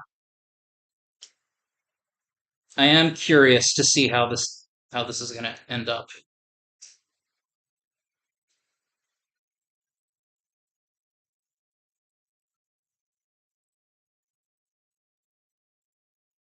All right, there was another thing I forgot to show off. It's the Commodore 64 game. Oh, weren't you part of the? No, Crass, I wasn't. I'm taking a break from them right now. Me moving and getting settled in was more of a priority. I have not annotated anything for a couple of months. I do plan on getting back to it next season, but for right now, I just real life came first. Ooh, all right. Let's see how this looks. Shut up. I'm. Ooh, ooh, ow, ow, ow, oh, ow. Uh, no, they could use a bit more time. They're still. They puffed up a lot. I'll say that. Oh my god, they puffed up a lot. All right, I will give it. Actually, you know what? I'll turn off the heat and then just kind of let it stay in there for a bit longer, so the radiant heat can take care of it. Yeah, I get that one. I get that. I mean, like I said, Juan, you can ask me anything. Like I honestly don't mind. I've reached the point where I have done everything that I wanted to for this stream, and now I'm just waiting for these crumpets to finish.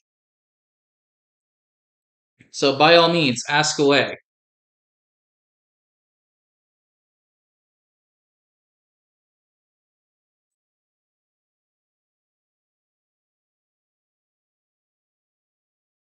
And everyone else in chat, like, feel free to chime in. Like, anyone who has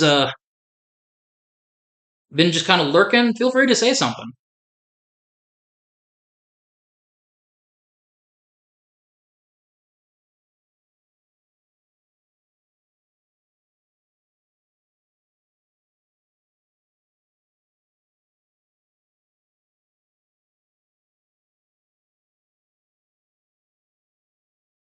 Anything at all.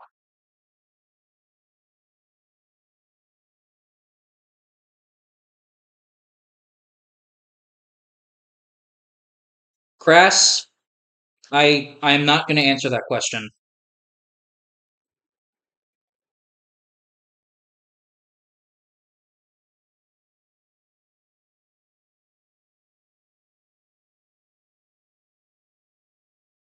Okay, one, I did say I have limits. I want to be respectful to those who haven't seen the finale yet.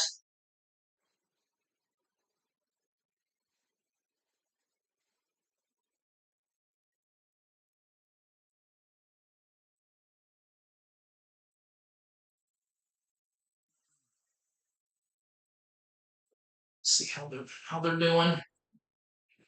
I just want them to brown up a bit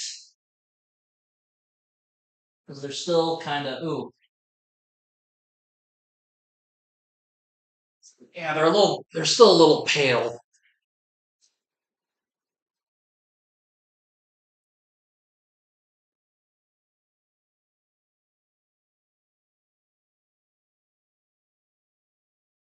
Let's see. Oh. Are you familiar with the Minor Leagues? It's a mega obscure Canadian show that has similar art style to Danger Rangers, and its second season was only available in Czech. I have. I have heard of that show. One of the things about working for Anniverse, well, working quote unquote, is that we find a lot of obscure stuff. And I remember, I think we screened a couple episodes of that once, and we really weren't getting much out of it. But yeah, I have heard of Demina Leagues.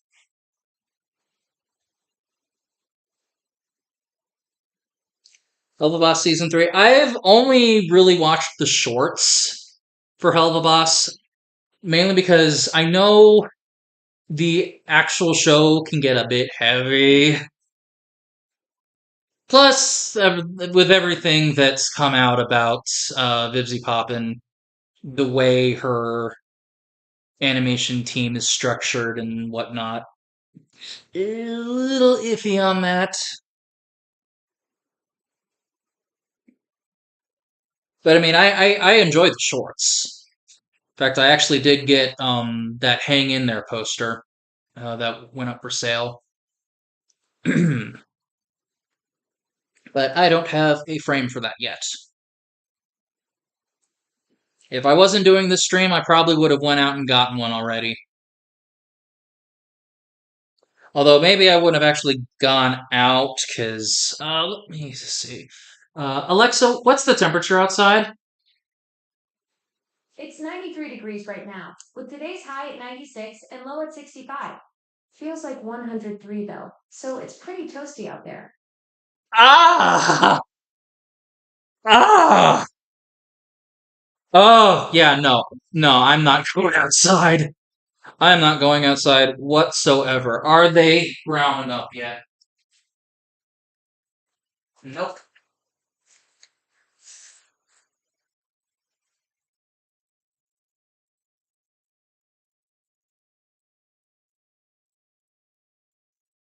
Actually, you know what? I realized I don't think I've ever talked about the shirt yet. And oh, there's some cheese on here. Ew. Yeah, getting this shirt made was a bit of an ordeal, mainly because a lot of t-shirt printing companies they have very strict no policies about copyrighted characters. I came up with a slew of designs with Fidget's actual head from bits from the movie, and every single time I submitted one of them, I was rejected. So what I ended up doing was I painstakingly recreated the sprite from the computer game pixel by pixel and hoped that would somehow get through, and surprisingly it did.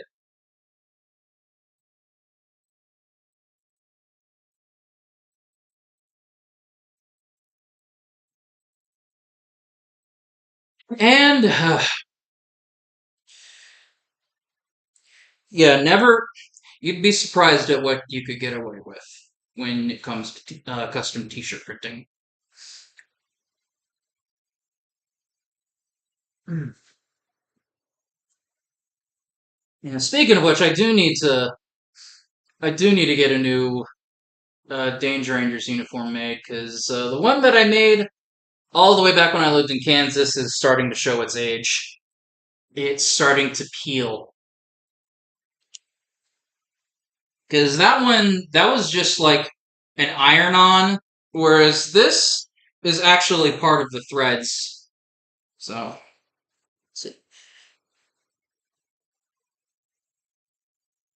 I don't know who Paulie and Schlitzie are. It's been a long time since I've seen an episode of Demina Leaks. Mm. Yeah, excuse me. How update?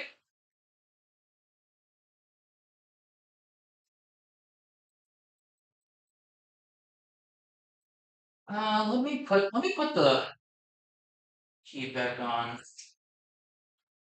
and then I'll just eyeball it. I'll eyeball it honestly, because the last thing I need is for these cheese crumpets to be undercooked.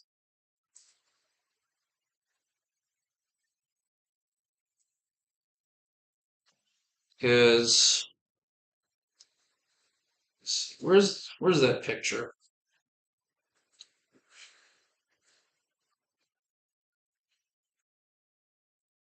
Yeah, like these look thoroughly cooked. Yeah, these look cooked. I just want to make sure that mine look cooked as well.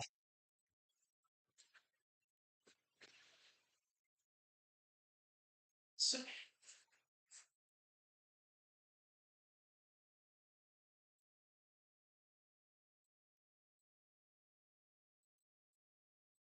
well, I have seen at least one other plushie. We know. No, wait, Juan. There was in the News 14 report about the show getting hit with a lawsuit.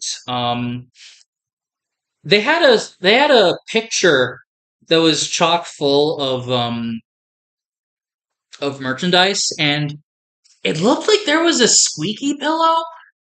I can't say for sure if that's what it was. The image was really low quality, and it looked like a screenshot from the initial news report, which I can't find. Which means, oh no, it's lost media. Anyways, yeah. And I think Ray Delisle mentioned something about a Burble plushie, but I don't know if she's misremembering because I haven't seen anything that signifies that other plushes were made. Because excuse me, the the old archived page for the show did have a store, but none of it was. It was like you had the DVDs, you had the books, you had the backpack, you had the oven going off. Um, there were hats and shirts, but no pictures of those survive, and that was really pretty much it. But actually, no, I promised I would keep this on topic for as much as possible.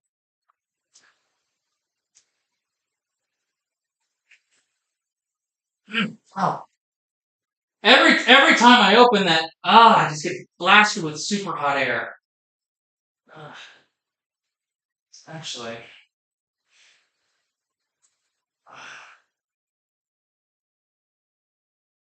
mm,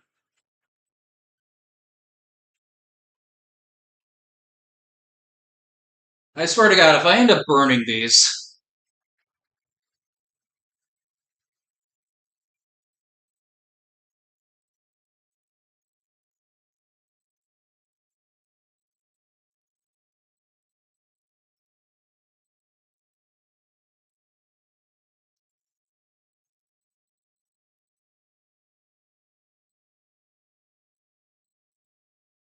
hang on just a second.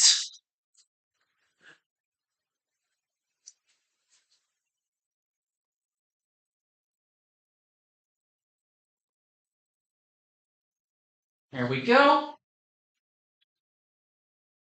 Okay, where was I? Shoot, I think I lost my train of thought. Mm. Juan, can we please stop talking about that?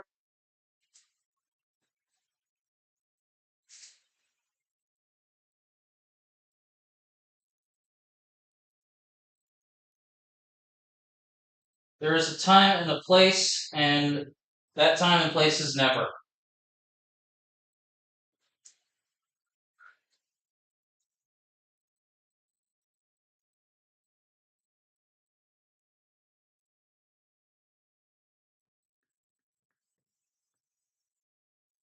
Ah, the fun of running out of things to say. Hey, you know what? I'll read a little bit more from the fanfic.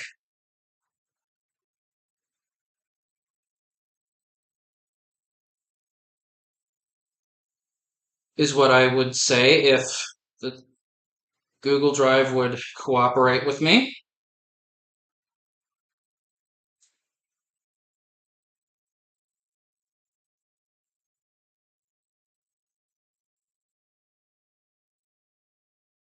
There we go.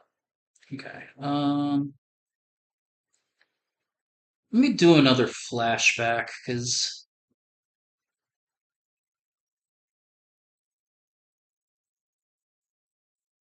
I'll do this one. This one takes a little bit earlier. So this is Fidget and Bartholomew at the bar. See, but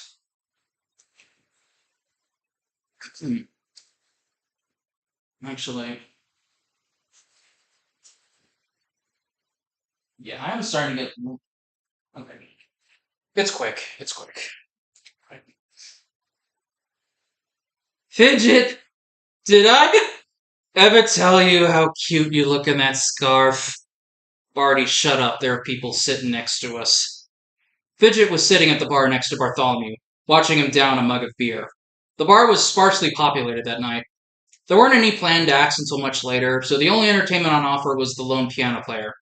A small poker game was audible from one of the tables behind the two. The sounds of chips clinking and matches being lit to light cigars, adding to the light piano music off in the corner. Fidget looked down at his mug of beer. He still had a few sips left. He was only slightly tipsy, but compared to Bartholomew, who had a few empty beer mugs in front of him, he was easily the most sober person in the bar. Oh, Fidge, you're so, what was the word? Please don't say a grump. Yeah, that's it. You're so grumpy. Fidget slumped over, head resting on the bar counter as he covered his eyes with his hat in embarrassment. The boss is expecting me to kidnap someone, Barty. I need to get loosened up if I'm going to do that in good conscience, Fidget replied, showing Bartholomew the paper with the address for Hiram Clattersham written on it. Radigan's elegant handwriting. Fidget had never performed a kidnapping before. He was good at pickpocketing, had a decent record of mugging hapless mice in alleyways, and wasn't afraid to threaten people with a pocket knife. But kidnapping? This was a whole new area of crime for him. Oh, what's the worst that can happen anyways? A shotgun, Fidget thought to himself.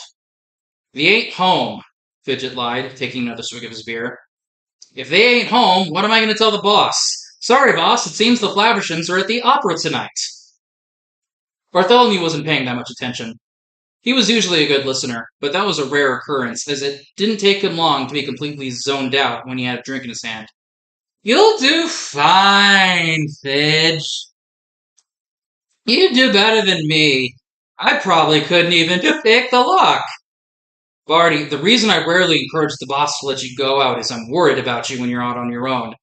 It takes a lot to keep you sober when you're out there pickpocketing, Fidget said, finishing his drink. The last thing I need for you is to accidentally fall into the Thames or something. Foreshadowing. It all works out in the end, Fidge. It always does, the drunk rodent replied, wrapping his hand around the bat's shoulders and finishing his third mug. Bartender, another one, please. The rodent behind the bar gave Bartholomew a look, eyeing the empty mugs. Sorry, pal, I'm cutting you off. 3 is the limit. Fidget, you want another? The bat looked up at the barrels lining the back of the bar. Give me the strongest thing on the tap. Lord knows I'm gonna need it. And scene.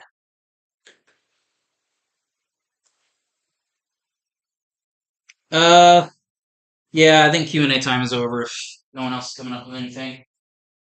What's it looking like? Looking a little better. Looking a little better.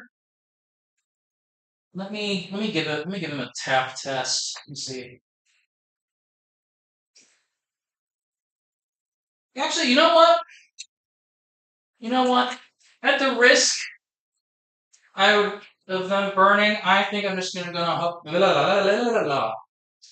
I can talk. I think I'm just gonna go ahead and let these guys come out. Let me just move this off to the side here to give room. And some cheese definitely spilled out, but that's okay. Oh, Look at these beauties. Oh, this looks even better than the last batch I made. Oh, if you had to rank the Great Mouse Detective characters, what would be your top three faves? Okay, top three. Number three would probably be Dawson. Number two would be Bartholomew, and one would be Fidget, obviously. And yes, this is a. I might do more streams in the future. I'm not entirely sure. Maybe when I get my main computer back. We'll see. It's currently with my sister. Oh, speaking of, Wally's cool. Allow me to uh do a little bit of a promotion. On starting July 4th, my sister and her husband are going to be doing a live stream of their own over on Twitch at the Next Decade CO. What they're going to do is my brother-in-law, he does 3D printing for costumes for tokusatsu characters and a couple of anime, and he is going to be doing an entire costume from start to finish. And he's going to be locked in a room until that is done. We don't know how long that's going to take. It could take him a couple of days. It could take at least a week. But he is not coming out until that suit is done. And the reason why he's doing this is because he is raising money to fix his back. To make a long story short, he's having a lot of back problems because he was in a car accident at a young age, and it didn't fully catch up to him until about a couple of years ago. And the only way he can get this done at a financial from a financial point of view, he uh, what's the best way to say it? He's going to be having the surgery in Japan because they are going to be doing it at a much cheaper rate than if he would be getting it done here. So he is going to be doing a fundraiser during all of that in order to raise enough money to get a work visa approved so he can be let back into the country in order to have this procedure. Because his doctors told him that if this is not sorted out by November, he could lose full control of his legs and be stuck in a wheelchair. And obviously, we do not want that. So please, by all means, if you have at least some time on July 4th and the upcoming days after that, please go and give my brother-in-law whatever financial help you can give. So it would mean a lot. Um, I know a couple of you know who he is, but yeah, it's at the Next Decade CO. That is his Twitch handle. Um, what he's going to be doing is there's going to be a lot of incentives to if you make donate bits, you can send off like a really annoying sound to him. It's going to be a lot of fun. I've watched some of their setup streams to kind of get everything set up for the big day, and depending on how things go, I might go down to Raleigh and help them out because my sister said she needs all the help she can get. So I will I will be sharing his stream on my socials on Blue Sky. So whenever you get the chance, definitely check in on the stream. Give a little bit of money. Every little bit helps.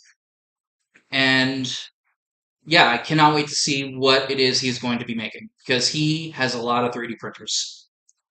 Let's see here.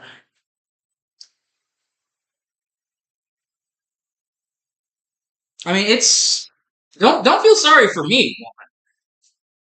Like by all means, give when he goes live, give as much as you can within reason. I don't go broke donating just because I told you to donate. Please don't do that.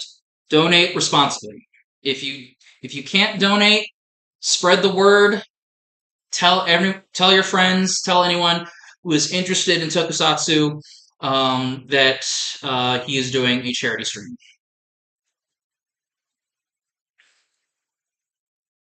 I mean, Cress, he has been in Japan a lot because he does make a lot of costumes and such for tokusatsu.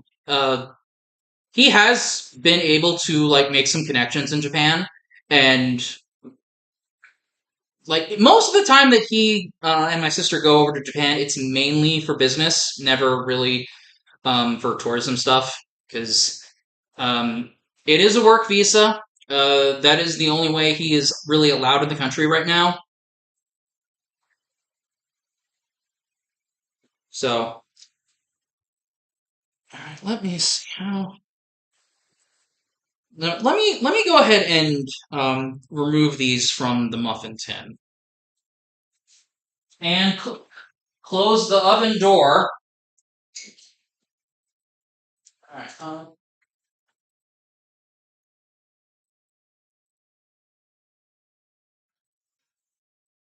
Product plates.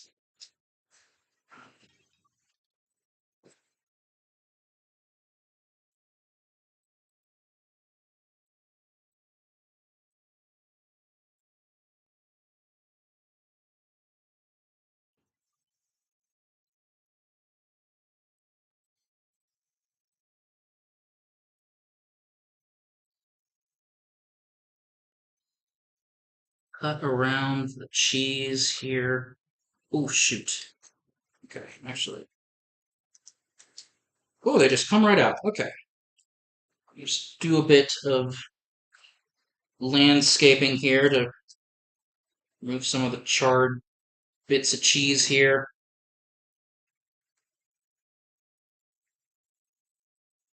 I see. I don't really need this knife.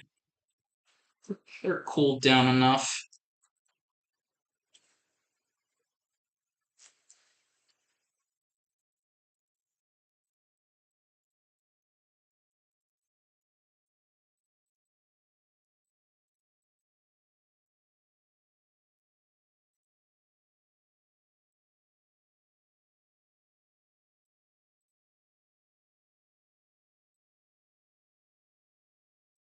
Ooh, you might need the knife.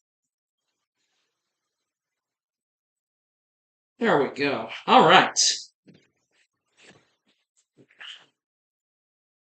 So put that over here and hopefully not break anything in the process. So yeah,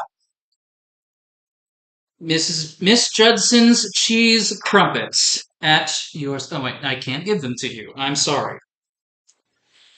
But yeah, I do like. Yeah, let me just grab one of these so I can show it to you up close. Yeah, I think doing this in chunks is better because it's got a bit more like variety to it, and I think it would because when I did this originally a couple years ago, I had a better cheese grater, and it was entirely grated cheese, and that might have been a mistake because it didn't taste that cheesy, to be honest. So let me get the final thing here. I'm going to get the very, very British drink known as Pepsi Zero. And let's give one of these a try. Let's go with this one. Just get some of the edges off here. If I go down to Raleigh, I'll probably bring these, but I still need to make sure I have ample transportation because it is a long drive from Asheville to Raleigh. But anyways, let's tuck in, as the Brits say.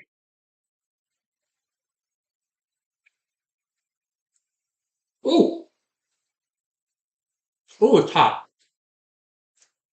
Oh, it's hot. It's good, but it's hot. Mmm.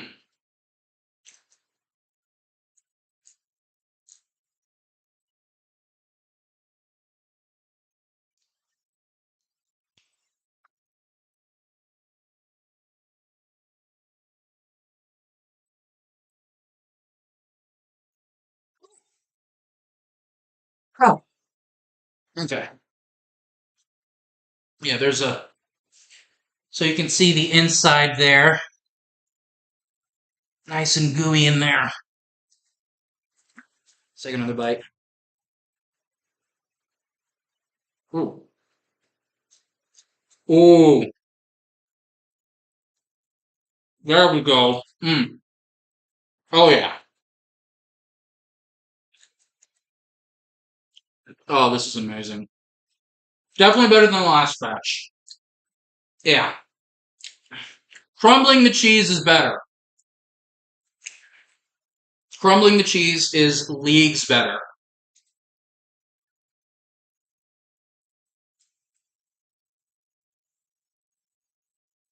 I really wish y'all could try these. These are amazing.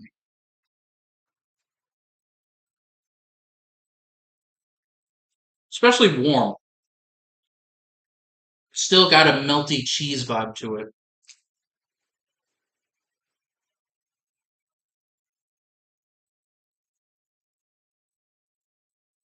Oh yeah, quite good. Please, if you can find this book out in the wild, please by all means get it. There's a lot of good recipes in here, but this is relatively easy to make. I found that at my local Barnes and Noble in Raleigh.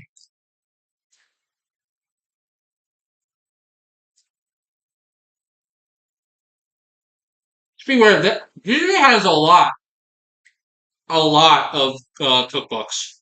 So it's Disney Enchanted Recipes, and it's got a picture of pumpkin soup on it. They had an actual pumpkin too. That's honestly really neat looking.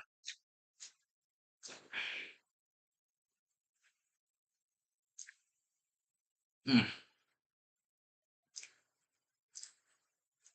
Honestly, I should make these more often. Oh man.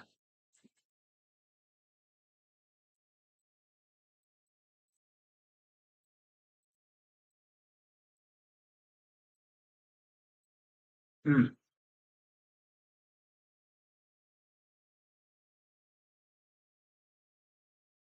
Fellow Pepsi enthusiasts, I see. I live in North Carolina. Pepsi is a North Carolinian favorite, so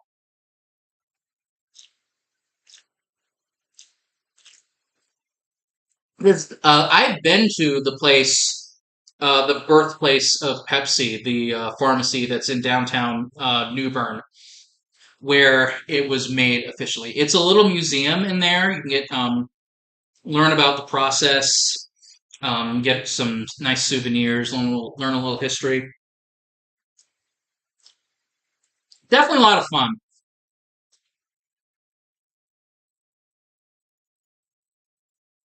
Ah, Ooh, I kind of want another one. Not gonna lie.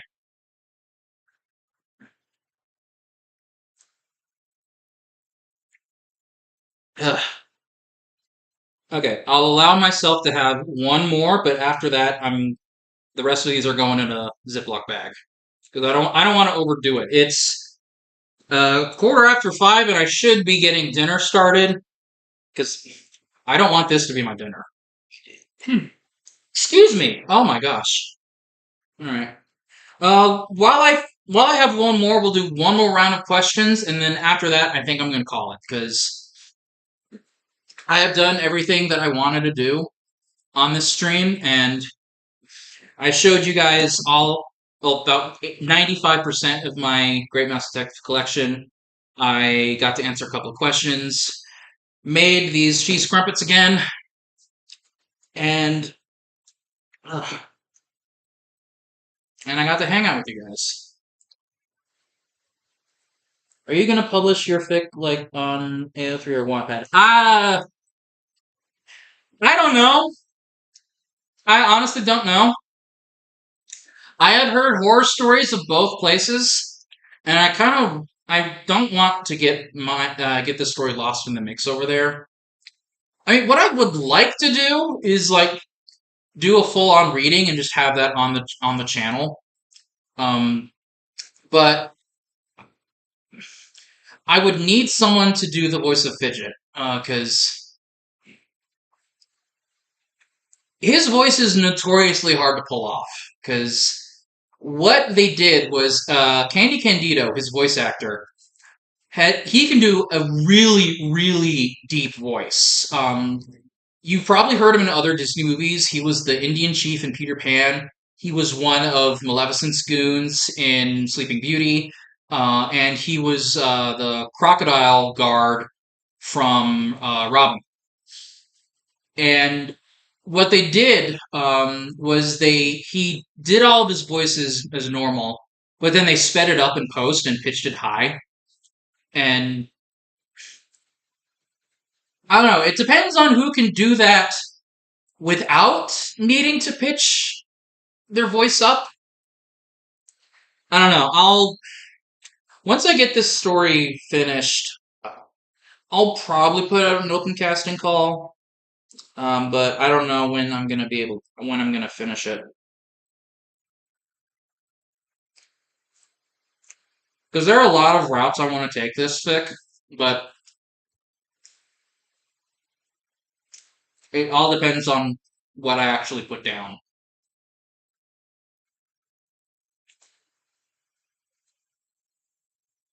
Hmm.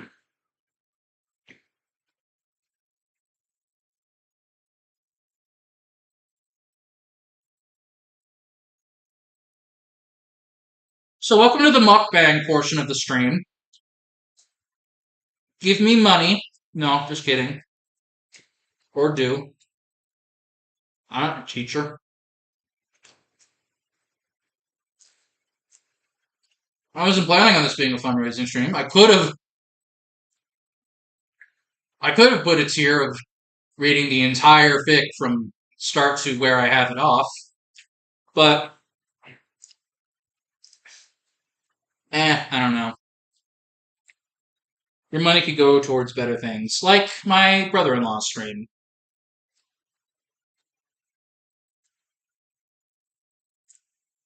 Ooh, idea. Idea.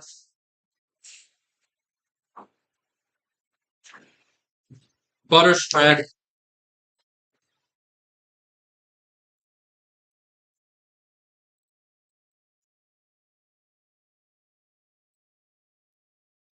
I know there's butter in here, but I am so used to spreading butter on muffins that it would be a crime not to try it without some whipped butter spread on here.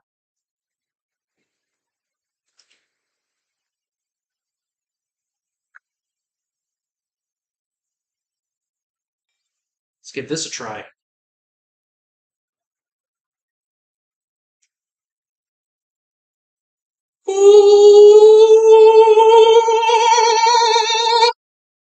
Oh my god! Oh my god! That bumped it from a 9 to a 10. Oh my god! Yeah, if you make these, cut them in half, spread some butter on it, let it melt a bit.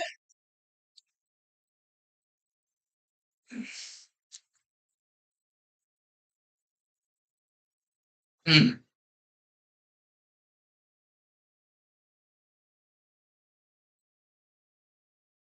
Oh, that's good. Why didn't I do this last time? I ate all of them plain, like a weirdo.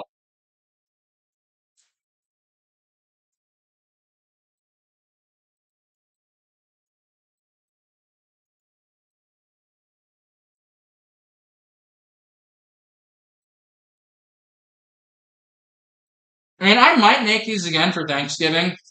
Gonna be perfectly honest.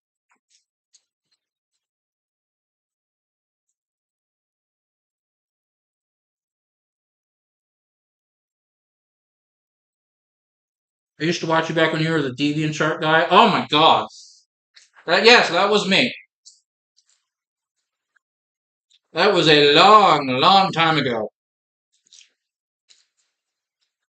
Back when I still used Windows Movie Maker in the year of our Lord 2014.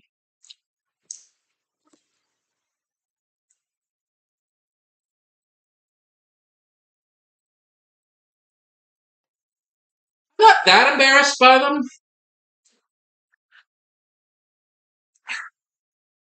A couple of those episodes were kind of easy shots, but you would not believe my face when I saw Magic Mush used some of those, a screenshot of my YouTube feed over there for his video on DeviantArt people. Oh my god, I was not expecting that.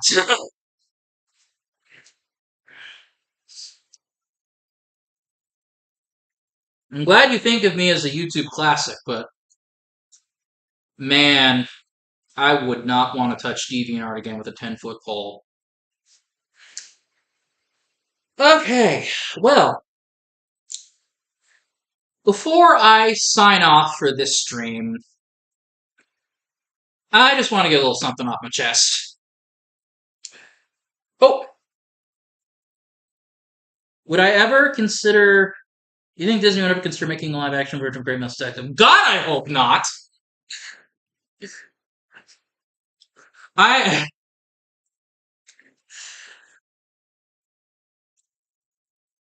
if I the only way I would be okay with them doing another Great Mouse Detective movie. I know it ain't gonna be. I know it ain't gonna be 2D. 3D, I might be okay with that. But I mean, if you're gonna do a Great Mouse Detective story, and I this is or film, I this is one of the things I talked about in my video on the topic. If you're gonna do another film, there are other books to adapt. Like the movie was like an original plot line with like a couple of beats here and there from a couple of books, but like there's eight Great Mouse Detective books out there, and you could adapt one of those or do what I said like in the video, just adapt home stories, adapt books from the actual Arthur Conan Doyle series.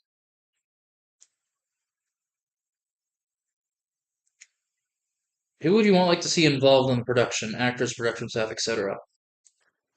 So, if my hand was forced, and let's say, yeah, they're going to do a Great Mouse Detective live action remake. If they are going to go that route,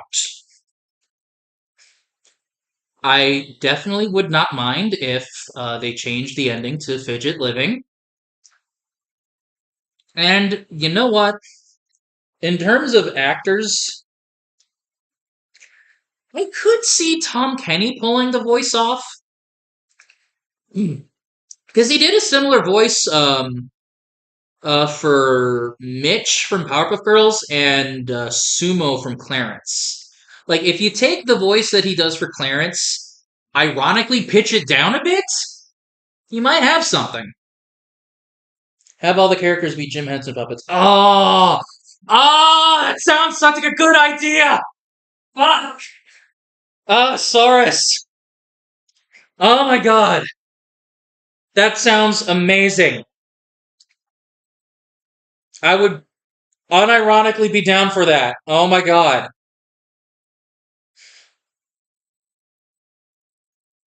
Ugh. Yeah, he was in Clarence. Little bald headed kid. Kinda sounds like this. Like unironically he sounds like a munchkin. Which is funny because Candy Candido was one of the trees, the apple trees in the movie. The one that throws the apples at Dorothy. Uh, as for production staff, You know what? This is going to be kind of a hot take. I want Stephen Moffat to do it.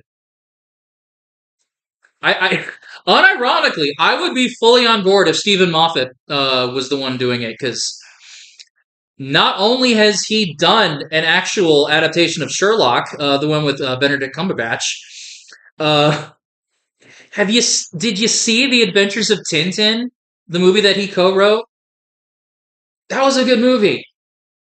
Like I unironically think that Stephen Moffat would be a good choice. Like if they're going to do a live action Great Mouse Detective, I at the very least want it to be done by actual Brits. Like I want it to be fully British, maybe an occasional American or Canadian actor here and there, or someone behind the scenes. But I want all of the entire creative process to be done entirely in Britain because it's kind of their story. It takes place in their country.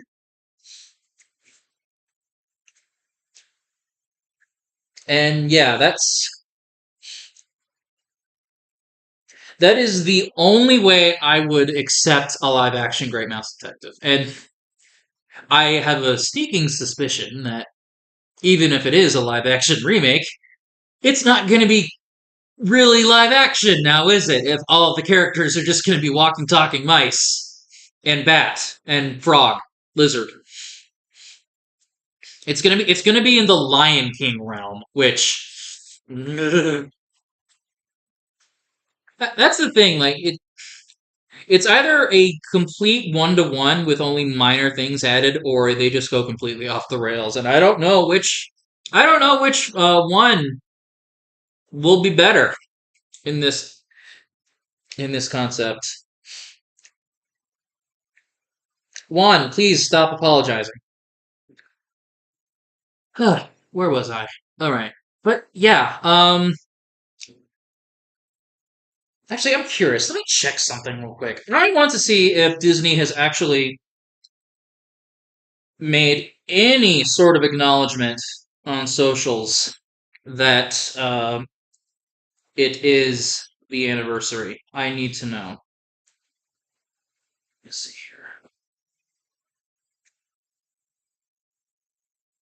Okay, Disney Animation hasn't said anything. Plain old Disney has not said anything.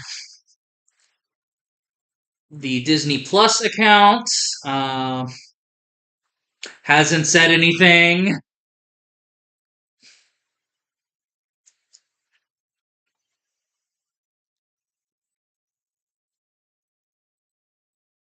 So yeah, before we sign off, uh, bit of a tangent. Disney, I love you as platonically as I can when you're not doing dumb shit. But why are you putting more emphasis on like you gave Hunchback of Notre Dame's anniversary the red carpet treatment. You put out so many new items for sale. And what does the Great Mouse Detective community get? They get a pin.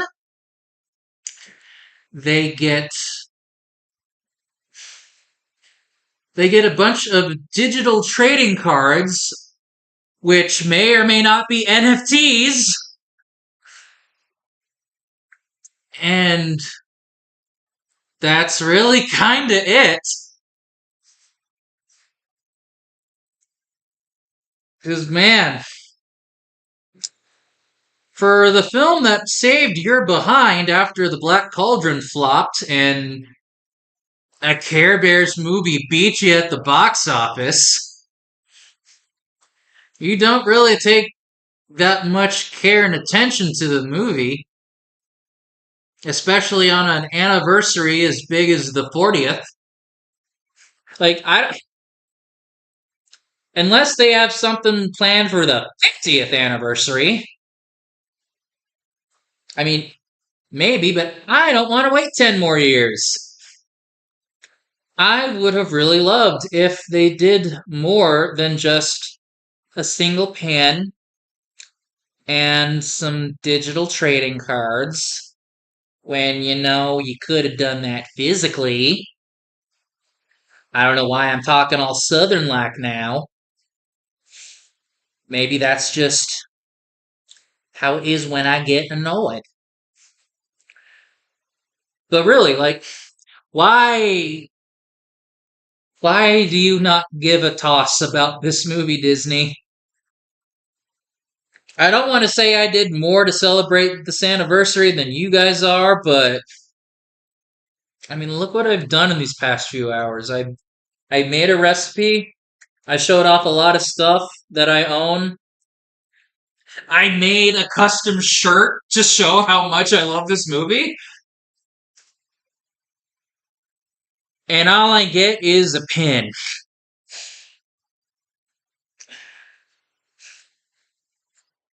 That's just how it goes sometimes.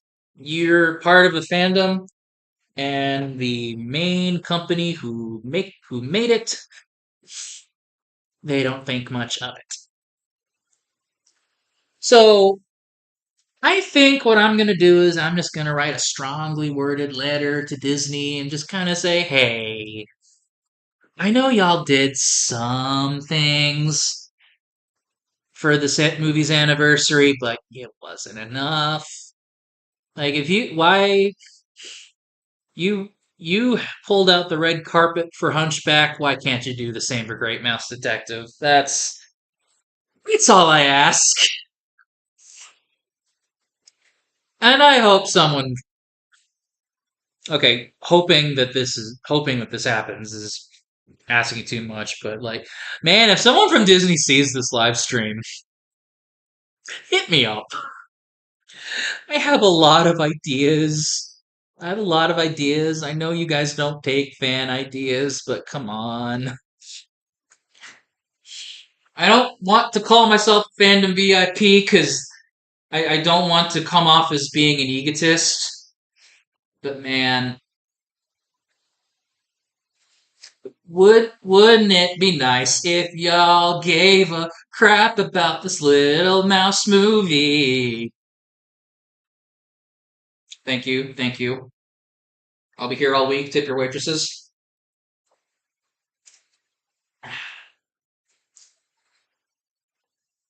Ugh. Well, final thoughts. So this is great. Um, I'm glad y'all stuck around for this. I know this is a bit of a departure for me, but I do want to actually start streaming a little bit more on this channel, and this was a good test round. Um, I don't know what else I could do for a live stream. This was just something that I wanted to do because I knew it's not like Disney was going to do anything that big. I wanted them to do something big because I mean it's a milestone. It's the Ruby anniversary, but would you like a pin and some NFTs? No, Disney. I'll take the pin, but fuck off with the NFTs. Ugh. Yeah, actually, yeah. So since we're wrapping up, I will go ahead and kind of give you guys a schedule for my content moving forward. So I have two more episodes, well, two more videos on Danger Rangers retrospectives. Uh, Go games, and then I'm gonna do the two clip shows as one because it's not gonna take me that long to go over the plots of those clip shows because it's mostly just the music videos. So that's what I'm gonna do for that. Once I'm done with that, I'm gonna do. I have Um, a Lunatics video off in the wings that is being worked on by Saurus. That's going to be another part of, excuse me, that's going to be another part of the intermission for Curious Case of Lunatics Unleashed. once that is out, I think I'll go ahead and start production on the season 2 retrospective. Um, and I'm not going to make that take up the entire channel like I did last time. I do want to kind of spread out. Um, I do want to do a back and forth between episodic retrospectives for Lunatics and other videos that I have planned. There's also I am also in the process of working on a script for a Patreon exclusive video because it's a subject that I know for a fact YouTube will not like. So there's your little hint for that.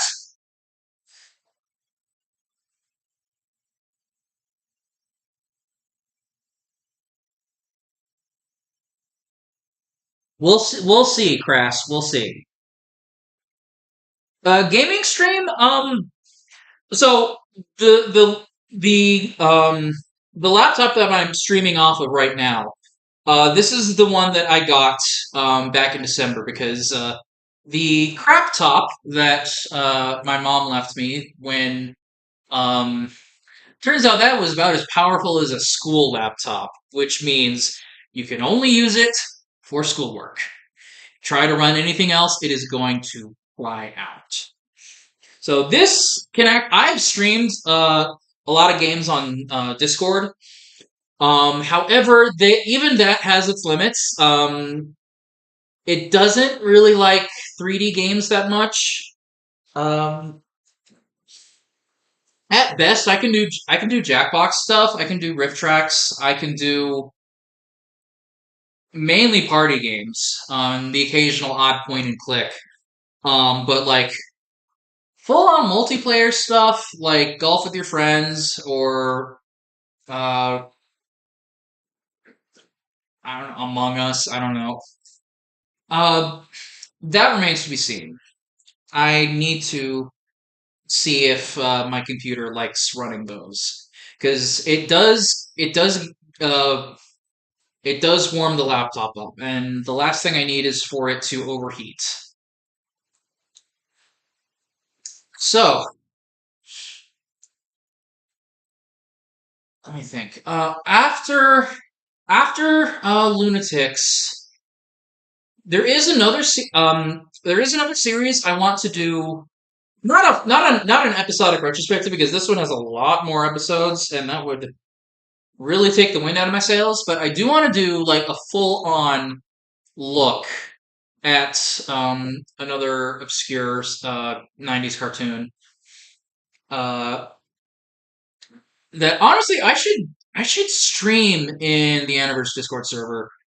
Just not not to suggest it for annotating because I was told when we watched just a random episode off the cuff, I was told it's too good to be annotated.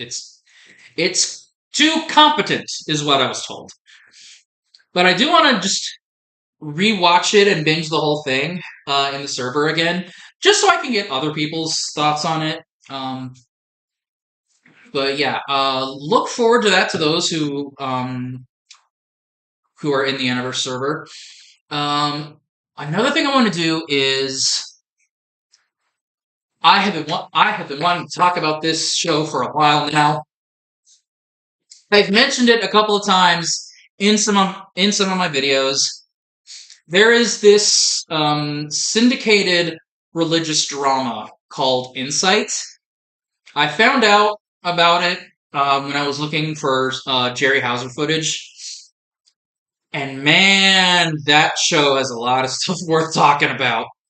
And no one else has talked about it, and I kind of want to be the one to strike first. I might do that as one of the things after I'm done with Danger Rangers.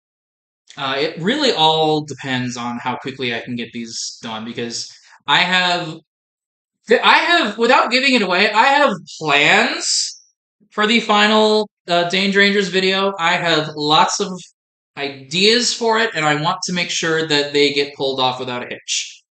I'm not going to say why. Andrew, you know why, obviously.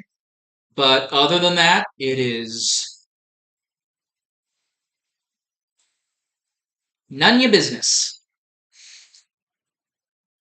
Do you have other kids shows you like than Dance Rangers? Well, like I said, the '90s cartoon that I want to talk about.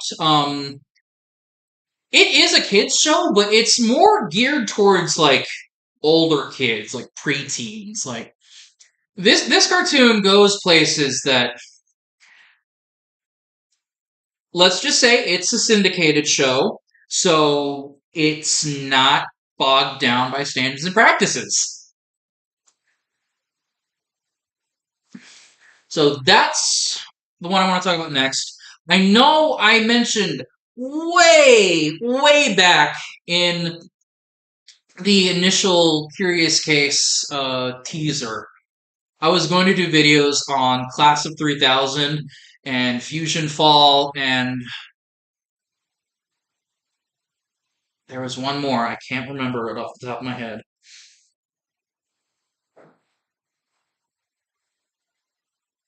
Nope, I'm drawing a blank. Anyways, but yeah, I don't know if I'm still gonna do those. Mainly because of copyright concerns. After my tango with Warner Brothers in trying to get season one of the Lunatics retrospective up on YouTube, I do not want to tango with them ever again. Um,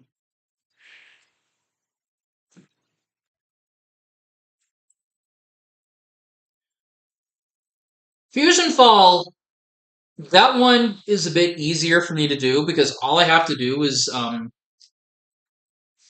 I can't say where you can find it, but there are sources where you can still play Fusion Fall. Um, just be quiet about it.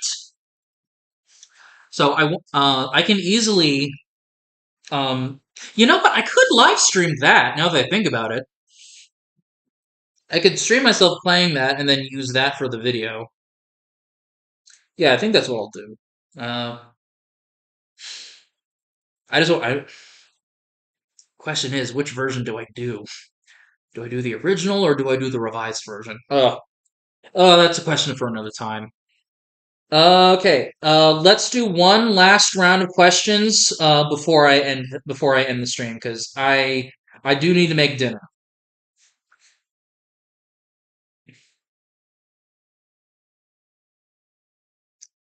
We know he is your favorite. What is it about Burble that you just can't shy away from?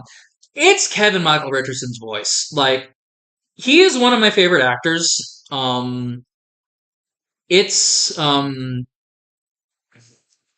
don't know. I think just having been so familiar with his Principal Lewis voice, like it is almost the same as Burble's, and I have made plenty of jokes about that in some of my videos, but yeah, I mainly like Burble because of his voice. It's a good voice, and Kevin Michael Richardson is a really good singer. I'm not gonna lie about that. He does an amazing job with the soundtrack, and that is probably one of my favorite things about Burble. It's just that voice is really good.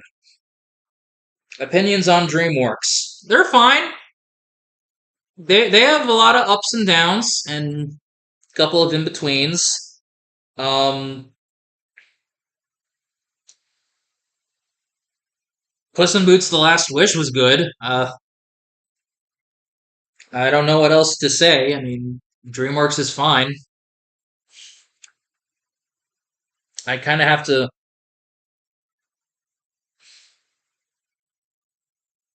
I really, really liked Road to El Dorado. That was such a fun movie.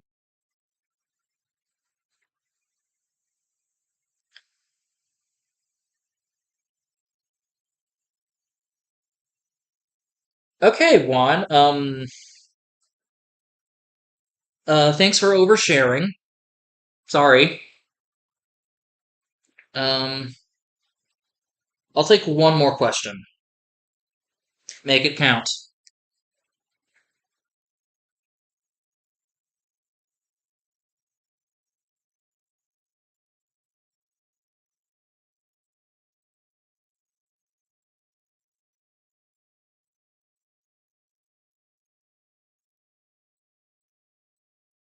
Would you ever do a A Drac Pack vid on your channel. I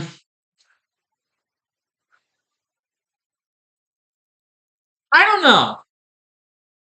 I don't know. I'm gonna be perfectly honest. I don't know. Like, yeah, that show is crazy, but I mean, I don't know if again, I think it might fall down into copyright territory because I don't know. I don't know what shows in Hanna-Barbera's archives are being that closely monitored by Warner Brothers. What show will you be discussing next? Well, season 2 of Lunatics, obviously. Season 2 of Lunatics, and then I might as well go ahead and say the name. Captain Simian and the Space Monkeys is going to be next after that. Um, if you were animal, what type would you be? I don't know. I'll be safe and say grizzly bear. Yeah, Saurus. I don't know if there's enough behind the scenes stuff from Jack Pack that I can talk about.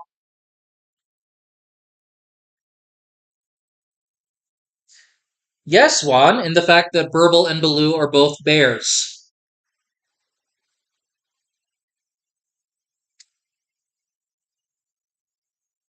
But yeah, that's probably going to be it.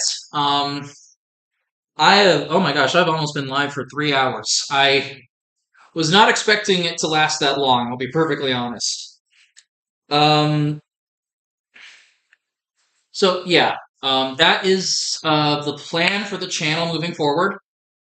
Once I'm done with Danger Rangers, I'm just gonna jump right back into Lunatics with the occasional extra video here and there. And of course, I do plan on getting some more Patreon exclusive videos up in order to make it more enticing for you to join. Which, by the way, I have a Patreon at GoKaiOrange.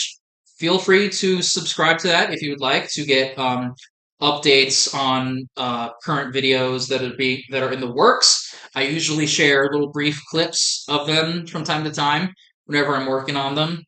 And like I said, I'm going to be making some Patreon exclusive videos in the oncoming months. I'm still doing a script for one of them. Yes, I will get a better cheese grater, Saurus. I will definitely be doing that. But yeah, after Lunatic season 2, then I'm gonna do a video on Captain Simeon, and then after that, we'll see what happens. All right. Yep. Okay.